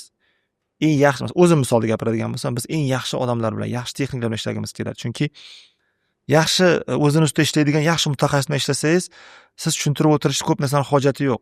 Uyaltirib ham qo'ymaydi sizni. U o'zi tushunadi, nima qilish kerakligini biladi. Nimaga? Chunki siz borib yurgan o'qishlarga malaka oshirib, u sizdan oldin yo borib bo'lgan yoki borib yuribdi hozir. Ya'ni doimiy o'zini ustida ishlab yuribdi. Nimaga? Biladi, chunki bizdagi masalan mutaxassis kelib qolsa, o'shan darajasida gaplasha oladi. Ya'ni o'shanga boshqa ko'chani atvet qila oladi. Misol uchun, menda ham bor bunaqa narsa. Men ham mikroskopda ishlayman yoki men ham shunaqa narsani hisobga olaman degan narsa bor. Ya'ni bu yerda juda ham ko'p masalalar bor. Misol uchun, bu faqatgina keramika o'zi oddiy bitta misol uchun oddiy material misol uchun yoki misol uchun bo'rlar ham oddiy bir chaqlaydigan bo'rlar matoh qilamiz, oddiy matoh u. Agar uni ishlatuvchi mutaxassis o'zi bilim, tajriba bilan, o'zini bir bilimi bilan, mas'uliyati bilan agar shu narsa yondashmasa, u narsalar oddiy texnika, u nima deydi, yotishi mumkin oddiy anaqa bo'lib. U narsaga jon kirgizadigan u mutaxassis hisoblanadi. Shuning uchun biz xohlaymiz va ishlaymiz shunaqa yaxshi mutaxassis bilan ishlashga. Endi misol uchun aytish mumkin, misol uchun men aytaman, masalan, mana shu narsalar narx shakllantiradi, masalan, bemorga. Endi ayting, narxni tushirish uchun mana shu yerda nimadir olib tashlashim kerak. Nimani olib tashay, ayting. Yaxshi mahsulot ishlatmaymi yoki texnikni almashtiraymi yoki o'zim o'rnimga boshqa odam qilsinmi? Misol uchun, kim nimani almashtiray? Masalan, buni olsam bunaqa bo'lib qoladi, buni olsam bunaqa bo'lib qoladi, buni olsam bunaqa bo'lib qoladi. Desam o'ylanib qoladi, yo'q, bizga hammasi bo'lishi kerak. Hammasi bo'lsa, unda narx ham bunaqa bo'ladi. Misol uchun. Endi to'g'ri, misol ba'zi vaziyatlar bo'lishi mumkin. Imkon darajasida biz ham yumshoq qilib harakat qilamiz, lekin baribir ham qimmat degan narsa, boyagi narsa aytganimdek, bu nisbiy tushuncha hisoblanadi. Endi qimmat degani nimaga qimmat? Sog'liq uchun qimmatmi? Bu masalan o'ylab ko'rish kerak. Nima uchun qimmat? Misol uchun bir xilga aytadi, misol uchun bir kelib qoladi-da, buni o'rniga bitta mashina keladi-ku, boshqa qiladi. To'g'ri, mashina keladi. Lekin mashina siz uchun ovqat chaynab bermasligi mumkin. Misol uchun, siz odam oldida yurganingizda, o'zingizni tutishingizda, boshqada o'zingizga bo'lgan ishonchda, ertaga oshqozonda bo'ladigan muammolar, misol uchun, ertaga misol uchun boyagi narsani teskarisi ham bo'lishi mumkin. Misol uchun, aytaylik, arzon yoki boshqa joyga borildi deylik, misol uchun, boyagidek mas'uliyatli bo'lmadi, texnik haligidaqa texnik bo'ldi, xomashyo bo'laveradi, bo'ldi. Tabiiyki, ish ham endi katta ehtimol bilan endi misol uchun ish ham shunaqa ish bo'ladi-da, misol bo'lish ehtimoli bor. Endi balkim zo'r ham bo'lishi mumkin, endi optimist bo'laylik, lekin katta ehtimol bilan haligi kutilgan natija haligi ожидание реальность bo'lib qolishi mumkin bo'ladi, haligi ожидание реальность bo'lib qoladi. Shuning uchun biz doim aytamizki, mana qimmat deydigan bemorlarga mana birinchi kelib qimmat deyishadi-ku, misol uchun ko'p eshitib qolamiz, Farhod aka, misol bizniki palonda qimmat deyishdi yoki masalan nimaga qimmat. Qimmat desa men bilamanki, demak o'sha bemorga biz tushuntira olmayapmiz. Ayb bemorda emas, ayb bizda. Ya'ni biz o'sha narsani ahamiyatini, qanchalik dolzarbligini, qanchalik bu narsa inson hayoti katta ahamiyatga egaligini, hayotini o'zgartirishi mumkinligini va bu narsa ko'p xizmat qilishi mumkinligi haqida biz bemorga ishontira olmadik. Ya'ni biz qiymat bera olmadik. Biz qiymat bera olmadik va ishontira olmadik bemorni bu narsa qanchalik muhimligini. Agar bemorni bu narsaga ishontira olsak, mana hozirgi paytda shunaqa biz gaplashganimizdek konsultatsiyalarda bu narsa kelib chiqyapti. Hozir shunaqa qiymat berishga harakat qilamiz, tushuntirib beramiz, bemor ishonadi. Bo'ldi deydi, tushunarli deydi. Demak, bu narsa arzon emas albatta. Arzon emas deganda qanaqa? Demak, bu narsa demak arzir ekan deb gapiraylik. Demak, bu narsa shu narsaga arziydigan narsa ekan. Agar shunaqa bo'lsa, demak arziydi. Chunki tushunib yetgan odam, qiymatini tushunib yetgan odam, ahamiyatini tushungan odam yo qimmat arzon demaydi. Misol uchun aytaylik, yaqin bitta vaziyat bo'lib qoldi. Misol uchun o'zim qulog'im og'rib qoldi deylik. Misol uchun qulog'im og'rib qoldi, yaqinda shunaqa muammo bo'ldi. Doktorga borganimdan keyin masalan menga aytyapti, misol uchun qulog'im bunaqa bo'libdi, bunaqa dori ichgan, bunaqa qilgan, bunaqa qilish kerak, bunaqa qilish kerak. Men o'shanda aytmayman-ku. Bunaqa qilmasam bo'laveradimi yoki qilmay qo'yaveray, uncha qimmat senda boshqa yo'q. Menga muhimi qulog'imda muammo bitsin. Ya'ni o'ziga qaytsin yoki shunga yaqinroq narsa bo'lsin. Endi uni kim qilib bera oladi? Eng yaxshi mutaxassis qilib beradi. Eng yaxshi mutaxassis qidirib topib bordimmi, gaplashib ko'rdimmi, menga tushuntirib berdimi muammoni? Demak bo'ldi. Shu odam o'zining ishining ustasi bo'ldi, men topshirdim. Qimmat-ku. Zato men sog'lig'im-ku. Men sog'lig'imga qiymat beryapti-ku. Ertaga shu narsa muammo bo'lmaydi-ku. Masalan, pul to'g'ri, moliyaviy narsa topiladigan narsa, lekin sog'liq kech bo'lib qolishi mumkin. Kech bo'lib qolishi mumkin. Masalan, har qanday vaziyatni ham to'g'rilab berishimiz mumkin. Xudoga shukr, mana imkoniyat bor, ko'p imkoniyatlarimiz bor, yaxshi mutaxassislarimiz bor. Mana xirurg deydimi, ortodontik deydimi, misol uchun, yoki tishlarni davolash, restavratsiya qilish boshqa, lekin kech bo'lib qolishi mumkin. Misol uchun ba'zi bir narsalar kech vaqt o'tib ketib qolgan bo'lishi mumkin. Shu kerak emas bo'lib qolishi mumkin. Ya unda kerak emas bo'lib qolish, unaqa vaziyat bo'lib qolsa, o'sha vaqtdan yo'qotib qo'ygan bo'lamiz. Unaqa vaziyatda endi ozgina murakkabroq vaziyatga tushib qolish mumkin. Shuning uchun biz aytamizki, eng muhim jihat mana bemorni vazifasi, ya'ni muammosi bor odamni vazifasi yaxshi mutaxassis topish. Bo'ldi. Undan keyin u muammo o'sha yaxshi mutaxassisga o'tadi. Bo'ldi. Undan keyin mana bo'ldi, ixlos qildi, ko'ndi, bo'ldi, kelishdik dedi, bo'ldi, sizda. Bo'ldi. O'shangacha nima qilsa qilsin, tekshirib olsin, so'rab olsin, nima qilsa qilsin, lekin bo'ldi, siz tanladingiz Usmonjon, bo'ldi, siz bilan deydigan bo'lsa, bo'ldi. Undan yog'iga o'sha u Usmonjonning muammosi bo'ladi. Bemor xotirjam bo'lsa bo'ladi. Nimaga? Chunki u o'zidan talab qilgan narsani qildi. Nimani? Yaxshi mutaxassis topdi. Ana endi uning vazifasi bo'ladi. U yaxshi mutaxassis, u nima qilish kerak bo'lsa hammasini qiladi. Endi uning vazifasi nima bo'ladi? Bemorning vazifasi so'zsiz bo'ysunish bo'ladi. Bo'ldi. Qachonki bemor agar so'zsiz bo'ysunib, bo'ldi, nima istayish shu deydigan bo'lsa, unda ish yaxshi bo'ladi. Biz ham ishonch bilan ishlaymiz va har tomonlama ishimiz sifatli va barakali bo'ladi. Lekin ko'p holatlarda ishonchsizlik bo'lib qoladi. Men mana shu ishonchsizlikni ham ko'pincha bemorlarga to'nkab qo'yishadi. Bizga ishonmayapti. Yo'q. Bemor tushunmaganki ishonchsizlik paydo bo'lib qoldi. Bemorga tushuntirishimiz kerak. Ya'ni qaysidir joy bemor tushunmay qoldi. Chaqiramiz, o'tkazamiz. Xo'p, nimani tushunmadi? Unaqamizni tushunmay qoldi. Juda yaxshi. Bunaqa edi, bunaqa edi, bunaqa edi. Ha, tushundim, bo'ldi. Tushungan odam savol bo'lmaydi. Tushunmagan odam savol bo'ladi. Tushunmagan savol bo'ladi. Savolga javob ololmagandan keyin asabiylashadi, ishonchsizlik paydo bo'ladi. Demak, bilmas ekan yoki yaxshi bo'lmayaptimikin, noto'g'ri bo'lyapti degan fikr paydo bo'ladi. Hamma narsa tushunmovchilikdan. Shuning uchun ham biz konsultatsiyaga, diagnostikaga juda katta e'tibor beramiz. 80% vaqtimiz shunga ketadi. Ya'ni kelishib olib, tushunib olishga, reja tuzib olishga. 20% o'sha rejamizni amalga oshirib olamiz bu. Farhod aka, siz perfeksionist insonsiz. Men o'ylayman, siz hamma ishingizni nima ish qilishingizdan qat'iy nazar, o'zingiz hayotingizda bo'ladimi yoki bitta patsientga vinil qo'yishda bo'ladimi, hamma narsani mukammal qilishga intilasiz. O'zi mukammal bo'lmaydi, lekin eng oxirgi darajada qilishga intilasiz. Men bilaman, sizning instrumentlaringiz arzon emas. Ya'ni o'sha mikroskopingiz bo'ladimi yoki yana qandaydir narsalar kerak bo'ladi. Juda eng qimmatini olasiz. Misol uchun, yaxshi xizmat qiladiganini, yaxshi sifatda ishlab beradiganini olasiz. Mana shular bo'yicha ham aytib o'tib ketishimiz kerak. Ya'ni siz texnika oldingiz. Doktor ham yaxshi, misol uchun, stomatolog ham tajribali, lekin texnika yaxshi bo'lmasa, qanaqa darajada ta'sir qiladi vinil sifatli bo'lmasligiga? Va sir bo'lmasa, o'sha texnikangizni summasini aytib ketsangiz ham zo'r bo'ladi. Xo'p, bunga bitta zo'r misol bor. Steven Covey'ni 7 навыков высокоэффективных людей degan kitobi bor. Yaxshi kitob, masalan, endi zo'r kitob, tavsiya qilaman hammaga, juda zo'r kitob. Audiosi ham bor, xolos audiosini eshitib ko'rsanglar bo'ladi. Shunda bitta zo'r misol keltiradi Steven Covey. Aytadiki, tasavvur qil deydi, bitta odam anaqa aralayapti. Yog'och aralayapti, arrada. Sen keldingda qarayapsan, aralayapti. Arrasi o'tmas, lekin aralayapti. Endi sen unga aytyapsan, qarang, shuni arrangizni yo yaxshisiga yo chaqlab oling, zo'r arraq olib oling, tezroq bo'ladi, deyapti. Odam nima deyapti? Yo'q, men unga vaqtim yo'q hozir, vaqtim ketadi. Uni chaqlashimga vaqt ketadi yoki yangi arra olishimga vaqt ketadi. Shuni hozir meni chalg'itmagin, deyapti, aralayapti.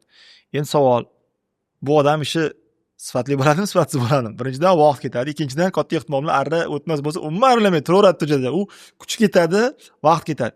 Ya'ni zo'r mutaxassis bo'lsa ham, lekin yaxshi moddiy texnik baza bo'lmasa, umuman ishlay olmaydi desa noto'g'ri bo'ladi, chegaralanib qoladi. Ya'ni boya aytganimdek, zo'r mutaxassisman, lekin men ko'rmayapman tishni yaxshi ko'ra olmayapman.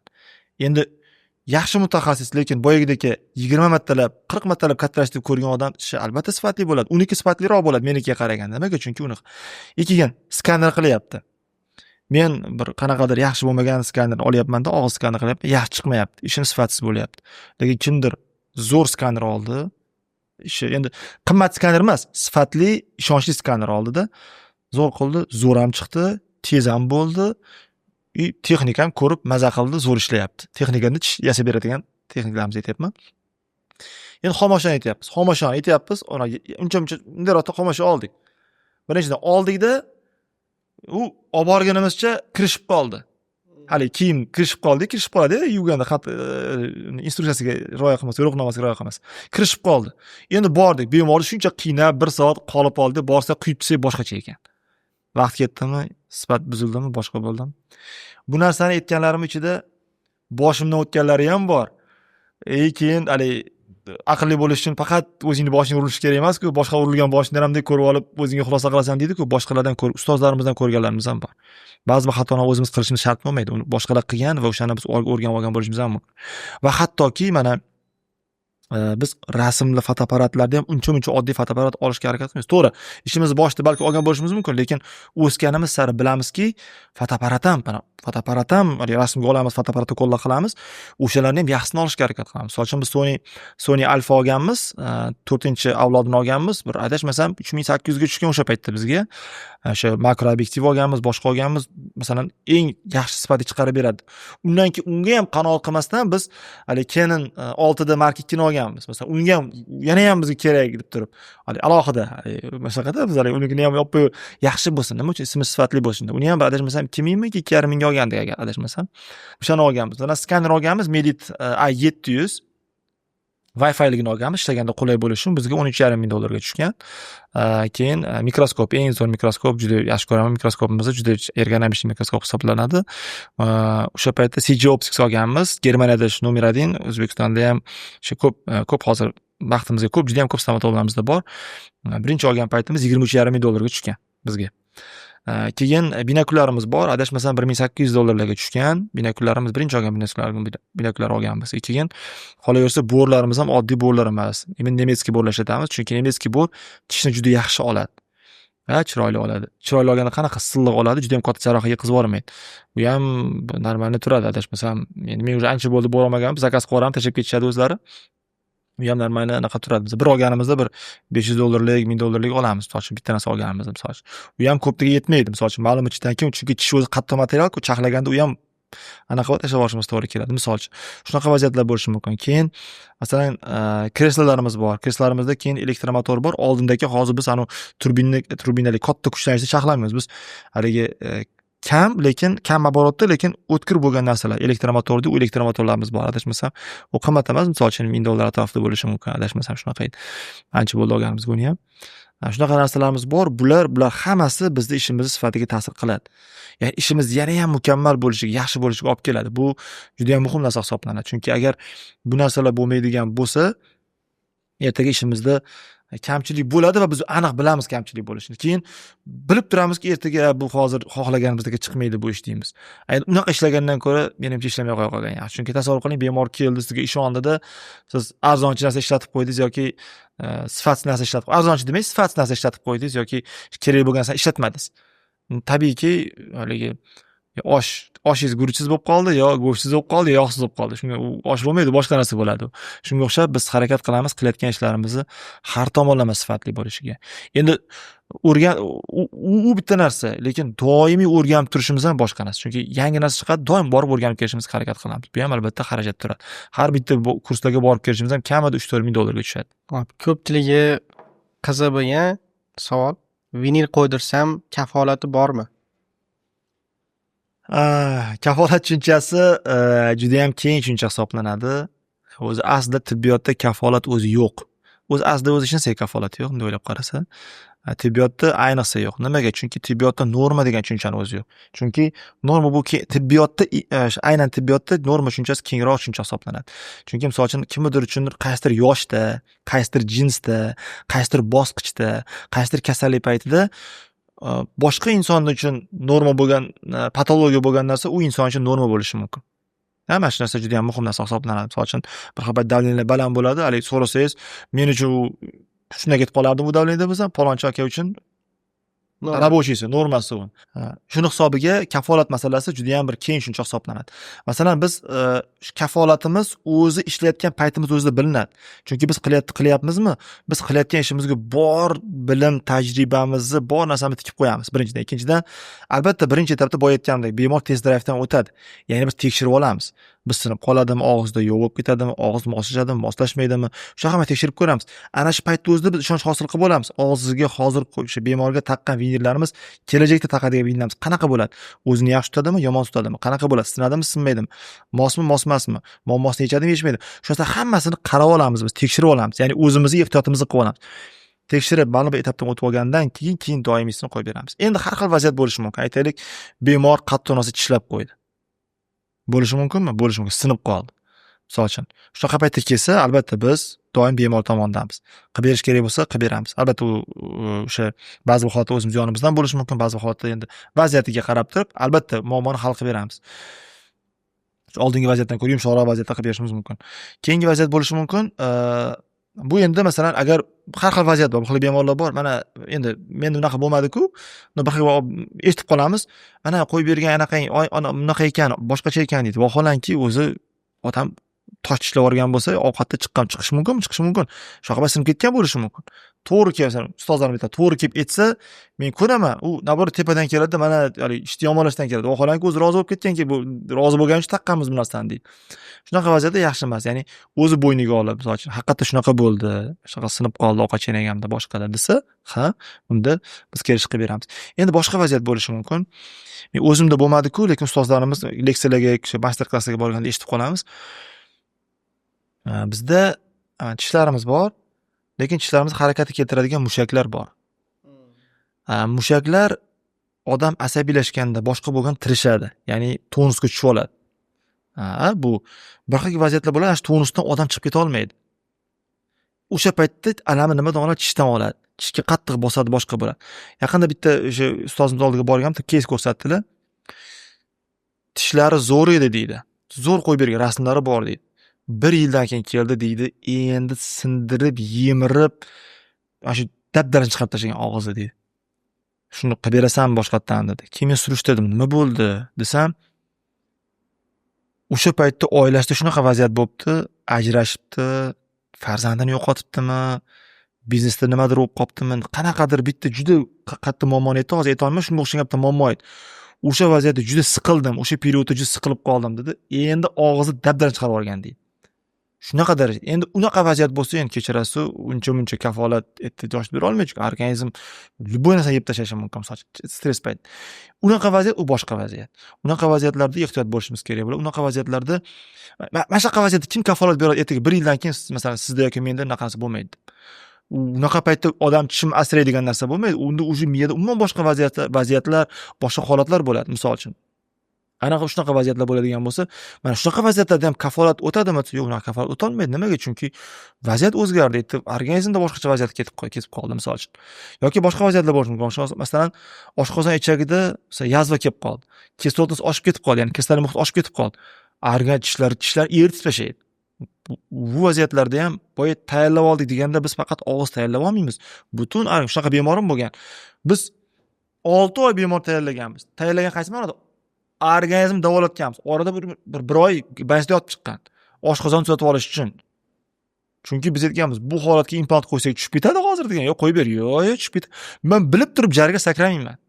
Yo'q, unaqa bo'lmaydi. Nimaga? Chunki men-ku ya'ni siz endi qanaqa hozir vaqtingiz ketadi, pulingiz ketadi, mayli ular topilar, misol uchun asabingiz ketadi, misol uchun. Shu narsaga rozimisiz deyman. Yo'q, rozi emas. Bo'lmasam to'g'rilib oling. Yerni yaxshi qilib olaylik, fundamentni zo'r qurib olaylik, ustiga xohlagan samsasak ko'taradi. Desam keyin o'ylanib qoldi, shunaqa qilib keyin bir oy dam oltirib, anaqa qilib davolantirib, chekish tashlattirib, mana shunaqa qilib keyin qilganmiz. Zo'r chiqqan, chiroyli chiqqan. Rasmdan ham ko'rsatsak bo'ladi. Zo'r o'zimga yoqqan. Turkiyalik O'zbekistonda turetskiy restoran direktori edi. Ko'rinish kelganda unaqa emasdi o'zi. Keyin biz haligi hamma o'sha tishlari ham o'sha direktorga mos bo'lib oldi keyin. Direktor emas, egasiga o'zgargan. Zo'r, yaxshi chiqqan o'sha. Ya'ni nimani kompleks, ya'ni butun organizm bilan birga davolaganda shunaqa ish chiqadi. Hozir biz ko'zimizni yumib qo'yib, bo'laveradi deb turib qilsak, yo'q. Og'iz bo'shlig'i bitta narsa esdan chiqarish kerak emas. Og'iz bo'shlig'i ichki a'zolarimiz ko'zgusi hisoblanadi. Mana shu narsa esdan chiqarish kerak. Ya'ni og'izda nimadir bo'lyaptimi, katta ehtimol organizmda nimadir bo'lyapti. Uni davolash kerak. Ya'ni fokusni bunga qaratish kerak. Keyin og'iz to'g'rilasa, chiroyli chiqadi, ishonchli chiqadi. Ruschasiga aytganda предсказуемый результат deydi. Ya'ni haligi aniq bo'lgan natija chiqadi, kutilgan natija chiqadi. Bizning maqsadimiz shu, natijani kutish. Mana siz aytyapsiz, kafolat qaysidir ma'noda bor, lekin qaysidir ma'noda yo'q deyapsiz. Endi aytaylik, misol uchun menga vinil qo'ydirganingizdan keyin tushuntirdingiz. Usmonjon, qatta narsa yesiz, o'zingiz ichingiz ham sinib ketadi, vinil ham sinib ketadi. Gigiyena bunaqa qilishingiz kerak. Hamma narsani aytdingiz. Lekin bemor bilishi kerak, u o'zi necha yilga gipoteza bo'yicha necha yilga xizmat qilib beradi vinil o'zi. Biz odatda kafolat deganda biz qayta so'rayman. Xizmat vaqtimi deyman. Sab o'ylanib qoladi. U nima deganingiz deydi. Men aytaman, bu dunyoda hamma narsaning xizmat vaqti bor. Hamma narsa. Bir kun chiqqan quyoshni bir kun botishi bor.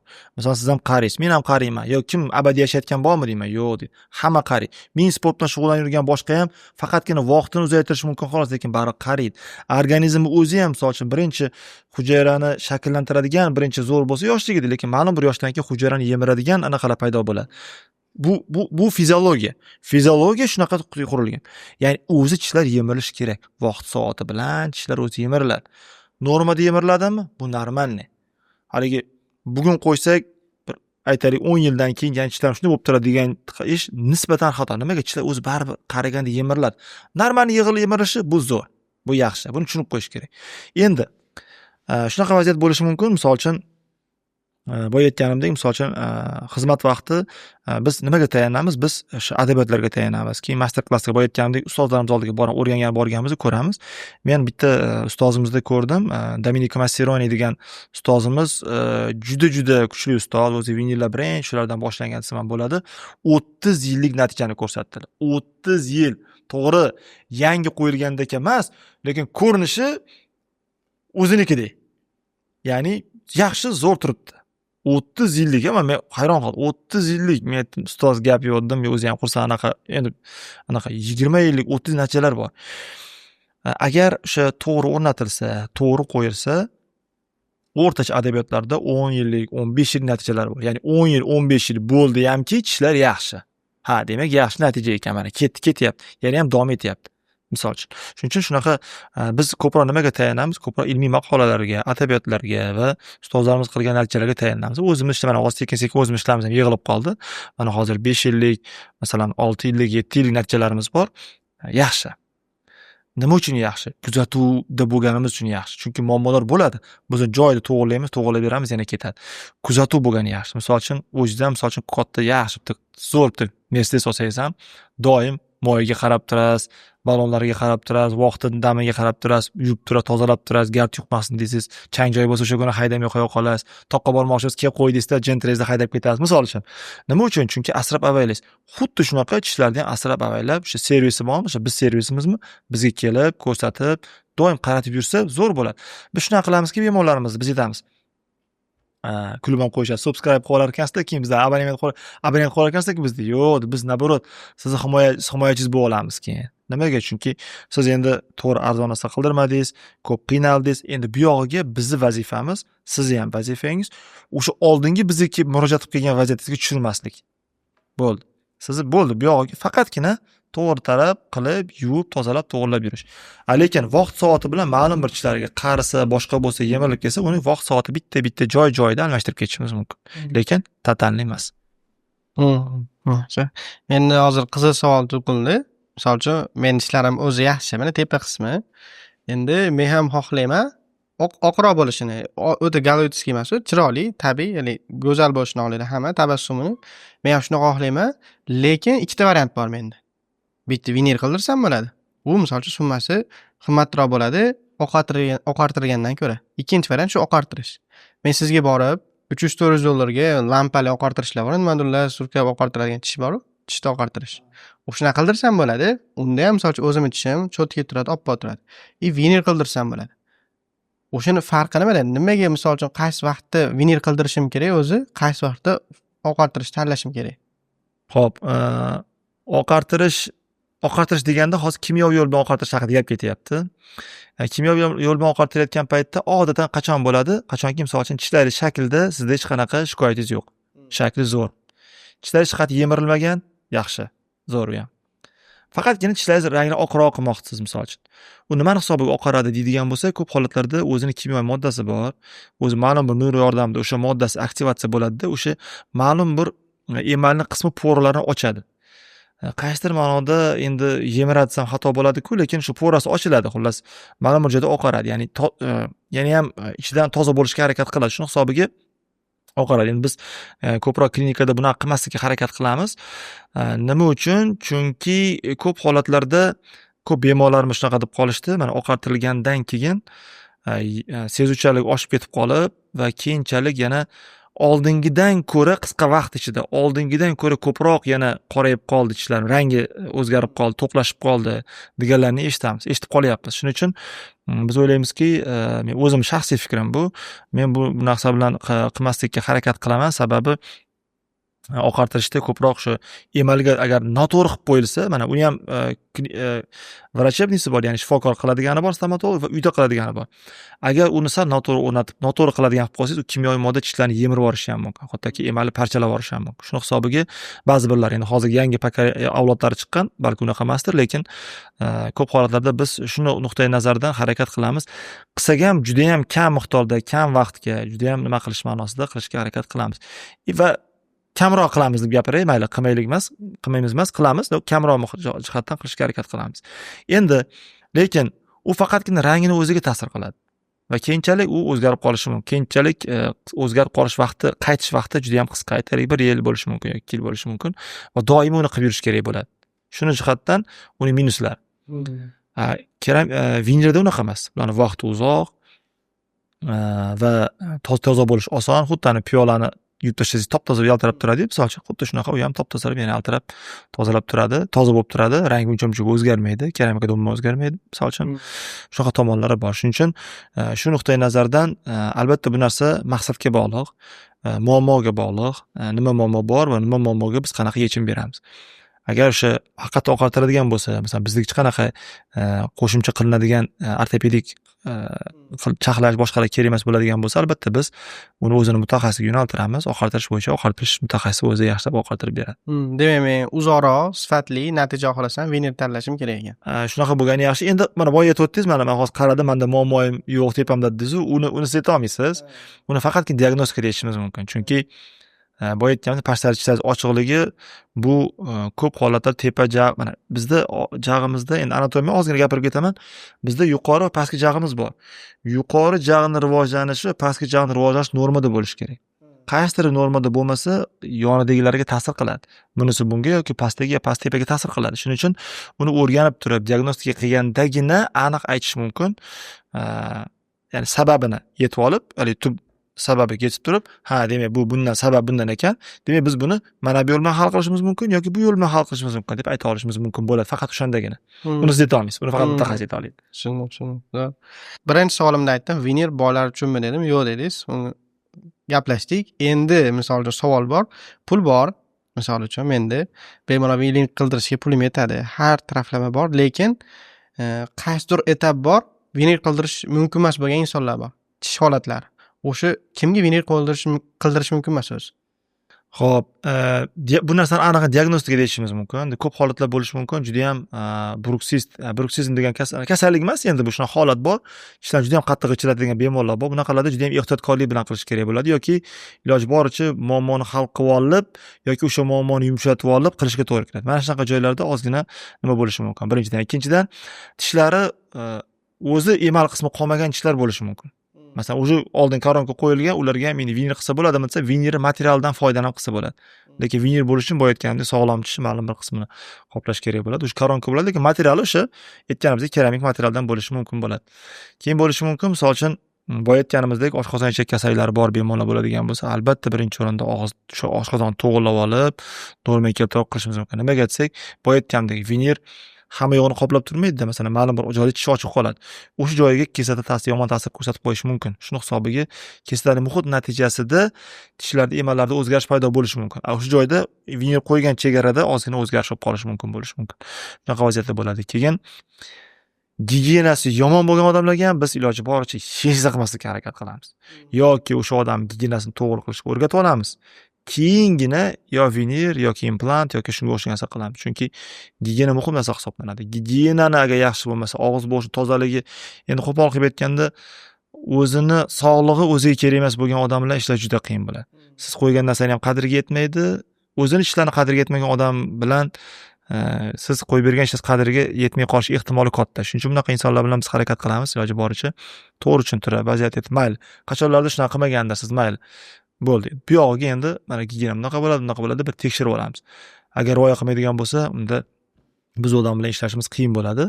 Keyin endi albatta o'sha shoshilinch bo'lmagan vaziyatda bo'lish kerak bo'ladi. Chunki shoshilinch bo'ladigan bo'lsa yoki misol uchun ko'p holatlarda misol uchun shoshilinchlikka tugatib olaylik, shoshilinch bo'ladigan vaziyatda misol uchun aytish mumkin. Menga qisqa vaqt ichida qilib bergin deydigan bo'lsa, bizda testli vaqtimiz bor, ya'ni test drive qiladigan vaqtimiz bor. O'sha vaqt juda ham muhim vaqt hisoblanadi. O'sha vaqtda ham vinir hozir biz aytganlarimiz hammasi qarshi ko'rsatma emas, nisbiy qarshi ko'rsatma. Ya'ni nimadir hal qilinsa, qilsa bo'ladi. Ya'ni batamom qarshi ko'rsatma yo'q o'zi aslida. Faqat tish bo'lishi kerak, xolos. Tish bo'lishi kerak. Tish bo'lishi kerak, xohish bo'lishi kerak. Chunki xohish ham bo'lishi kerak. Chunki siz agar xohlab shu narsaga ixlos qilib harakat qilmasangiz, hech qaysi ish o'xshamaydi o'zi aslida. Shuning uchun keyingi masala ba'zi holatlar bo'lishi mumkin. Misol uchun 70 yoshli bemor, 60 dan oshgan bemorlarimizga ham vinir qo'yamiz ham, bunaqa bemorlarga ham bo'lishi mumkin. Ikki shunaqa vaziyat bo'lishi mumkin. Bizda misol uchun jag'chilar bo'lmasligi mumkin. Masalan, bemor aytadi, "Oldimga qo'yib ber bo'ldi. Jag'ingiz yo'q, uchsa qo'yaver" deydi. Yo'q, unaqaga qo'yib bo'lmaydi. Unaqaga biz qila olmaymiz. Vinir odatda vinirni va o'zingiz tishlaringizni saqlaydigan, sog'lig'ingizni saqlaydigan narsa hamma tishlaringiz joyida bo'lish. Nimaga aytsa, har bitta tishning o'zining vazifasi bor. Har bitta tishni chaynov tishlarini, ovqat chaynash vazifasi bo'lsa, oldi tishlarimiz ovqat uzib olish vazifasi bor. Buni vazifasini buni vazifasini bajara olmaydi. Bajarishi mumkin, unda vaziyat o'zgaradi, og'izda vaziyat o'zgarib ketadi, unda boshqa muammolar kelib chiqishi mumkin. Misol uchun, oshqozon ichak muammolari, bo'g'imlarda muammo, boshida og'riqlar bo'lishi mumkin yoki osankasida o'sha qaddi qomatda muammolar bo'lishi mumkin. Shunday muammolar bo'lishi mumkin. Shuning uchun bunaqa vaziyatlarda ham qarshi ko'rsatma emas, lekin nisbiy qarshi ko'rsatma bo'ladi. To'g'rilab olib, keyin o'sha qilishimiz kerak bo'ladi. Shuning uchun hamma narsa diagnostikada aniqlashtirib, tekshirib ko'rgandan keyin aniq ayta olishimiz mumkin bo'ladi. Mana hozir aytdingiz 60 yoshdan teparoq patsientimiz dedingiz-ku. Hozir savol tug'ildi mana. Vinir o'zi necha yoshdan necha yoshgacha bo'ladi? Necha yoshdan necha yoshgacha qo'ysa bo'ladi? Vinir qo'yishimiz uchun bizda tabiiy tishlarimiz shakllanib bo'lgan bo'lishi kerak. Tabiiy tishlar shakllanib bo'lgan bo'lishi kerak va tishlar chiqqan bo'lishi kerak. Agar tishlar o'zini tabiiy tishi bo'lishi kerak. Tabiiy tish deganda qanaqa? Doimiy tishi bo'lishi kerak. Ya'ni sut tishlariga biz vinir qo'ymaymiz, sut tishlariga boshqa narsa qilinadi. Sutlar o'zi tiklab qo'yiladi, koronkalar qo'yilishi mumkin, boshqalar, lekin vinir qo'yilmaydi, chunki vinir qo'yish uchun ehtiyoj yo'q. Balkim qo'yilishi mumkindir, kimdir xohlab, misol uchun menga vinir bo'lishi kerak desa bo'lishi mumkin, lekin sut tishlariga umuman qo'yilmaydi. Tabiiy tishlarga qo'yilishi kerak, ya'ni doimiy tishlarga bo'lgan bo'lishi kerak. O'shaqa paytda vinir qo'yish to'g'ri bo'ladi. Keyin tishlarning shakli ham hamma yo'q to'g'ri holatda bo'lishi kerak. Agar to'g'ri holatda bo'lmayotgan bo'lsa, unda boya aytgandek ardantik to'g'rilab olish kerak bo'ladi. To'g'rilab olgandan keyin qilsak to'g'riroq bo'ladi, chiroyliroq bo'ladi. O'zi ko'pincha ortodontiya ko'p holatlarda ma'lum bir holatda vinirlar bilan tugaydi. Ko'p holatda, hamma holatda emas, ko'p holatda. Nimaga? Chunki ma'lum bir tishlar to'g'irlangandan keyin ma'lum bir joy ochiqlik qolish joylarini biz butun tishlarni koronka qilib chaqlamaymiz-ku. Ma'lum bir joylarni o'zini to'g'irlab qo'yib, vinirlar bilan yetkazib qo'yamiz. Ana o'shaning hisobiga bunaqa ishlar ham qilganmiz. Juda ham chiroyli chiqadi, ishonchli zo'r chiqadi. Shunaqa vaziyatlar bo'lishi mumkin. Shuning uchun bunaqa vaziyatlarda endi baribir konsultatsiyada aniqroq ma'lumotga ega bo'lish mumkin. Zo'r. Farhodga vinir bo'yicha zo'r ma'lumot berdingiz. Rahmat katta. Savollarimga javob oldim. Menimcha kuzatuvchilarimiz ham savollariga javob oldi. Endi bir narsa bor, misol uchun hozir bizni kuzatuvchilar ko'rib turibdi. Vinir qo'ydirmoqchi bo'lgan, lekin hozir sanab o'tgan muammolarimizdan qo'rqib vinir qo'ydirmagan. Endi hozir sizdan javob oldi. Hozir sizdan javob oldi savoliga. Endi misol uchun sizga bormoqchi, klinikangizga borib vinir qo'ydirmoqchi. Qayerga murojaat qilsin, qanday siz bilan bog'lansa bo'ladi? Hozir mana aytib o'tilgan masalalar hammasini gaplashdik. Albatta bu ko'p narsani gapirib berish qiyin masala qisqa vaqt ichida, lekin shunday bo'lsa ham bizni kuzatib turgan, mana shunaqa muammolari bo'lgan bemorlarimizga aytishimiz mumkin bo'lgan. Avvalambor qo'rqmanglar, chunki natija baribir zo'r. Natija zo'r. Ba'zi holatlar bo'lishi mumkin, odamlar qo'rqqanidan ko'p narsaga e'tibor bermasdan ko'p narsani yomon ahvolga olib kelib qolishi ham mumkin. Shuning uchun qo'rqmaslik kerak. Eng muhim narsa diagnostika va konsultatsiya. Konsultatsiyaga keling, biz ko'ramiz, o'zingiz bilan birga ishlaringizni muhokama qilamiz, o'zingiz ko'rasiz va nimalar qilib berishimiz mumkinligini va sizga o'xshagan katta ehtimol bilan sizga o'xshagan insonlar bizda qanaqa muolajalar olib ketgan, qanaqa vinir qo'ygan, undan keyin hayotlari qanaqa o'zgargan va shu haqda sizga videolarimiz, rasmlarimizni ko'rsatamiz. Internetga chiqmagan rasmlarimiz bor, bir xil insonlar bor, internetga chiqarmaydi deyishadi. Shunaqa insonlarimiz rasmlari bor yoki qilgan ishlari, keyslarimiz bor. Kelasiz, o'zingizga xos, o'zingizga mos bo'lgan eng ishonchli, sifatli bo'lgan vinir xizmatlarni qilib berishimiz mumkin bo'ladi. Agar kimga qiziq bo'ladigan bo'lsa, unda o'sha rasmiy o'zimizni o'sha kontaktlarimizni qoldiramiz, bemalol murojaat qilib kelishingiz mumkin bo'ladi. Rahmat katta. Salomat bo'ling.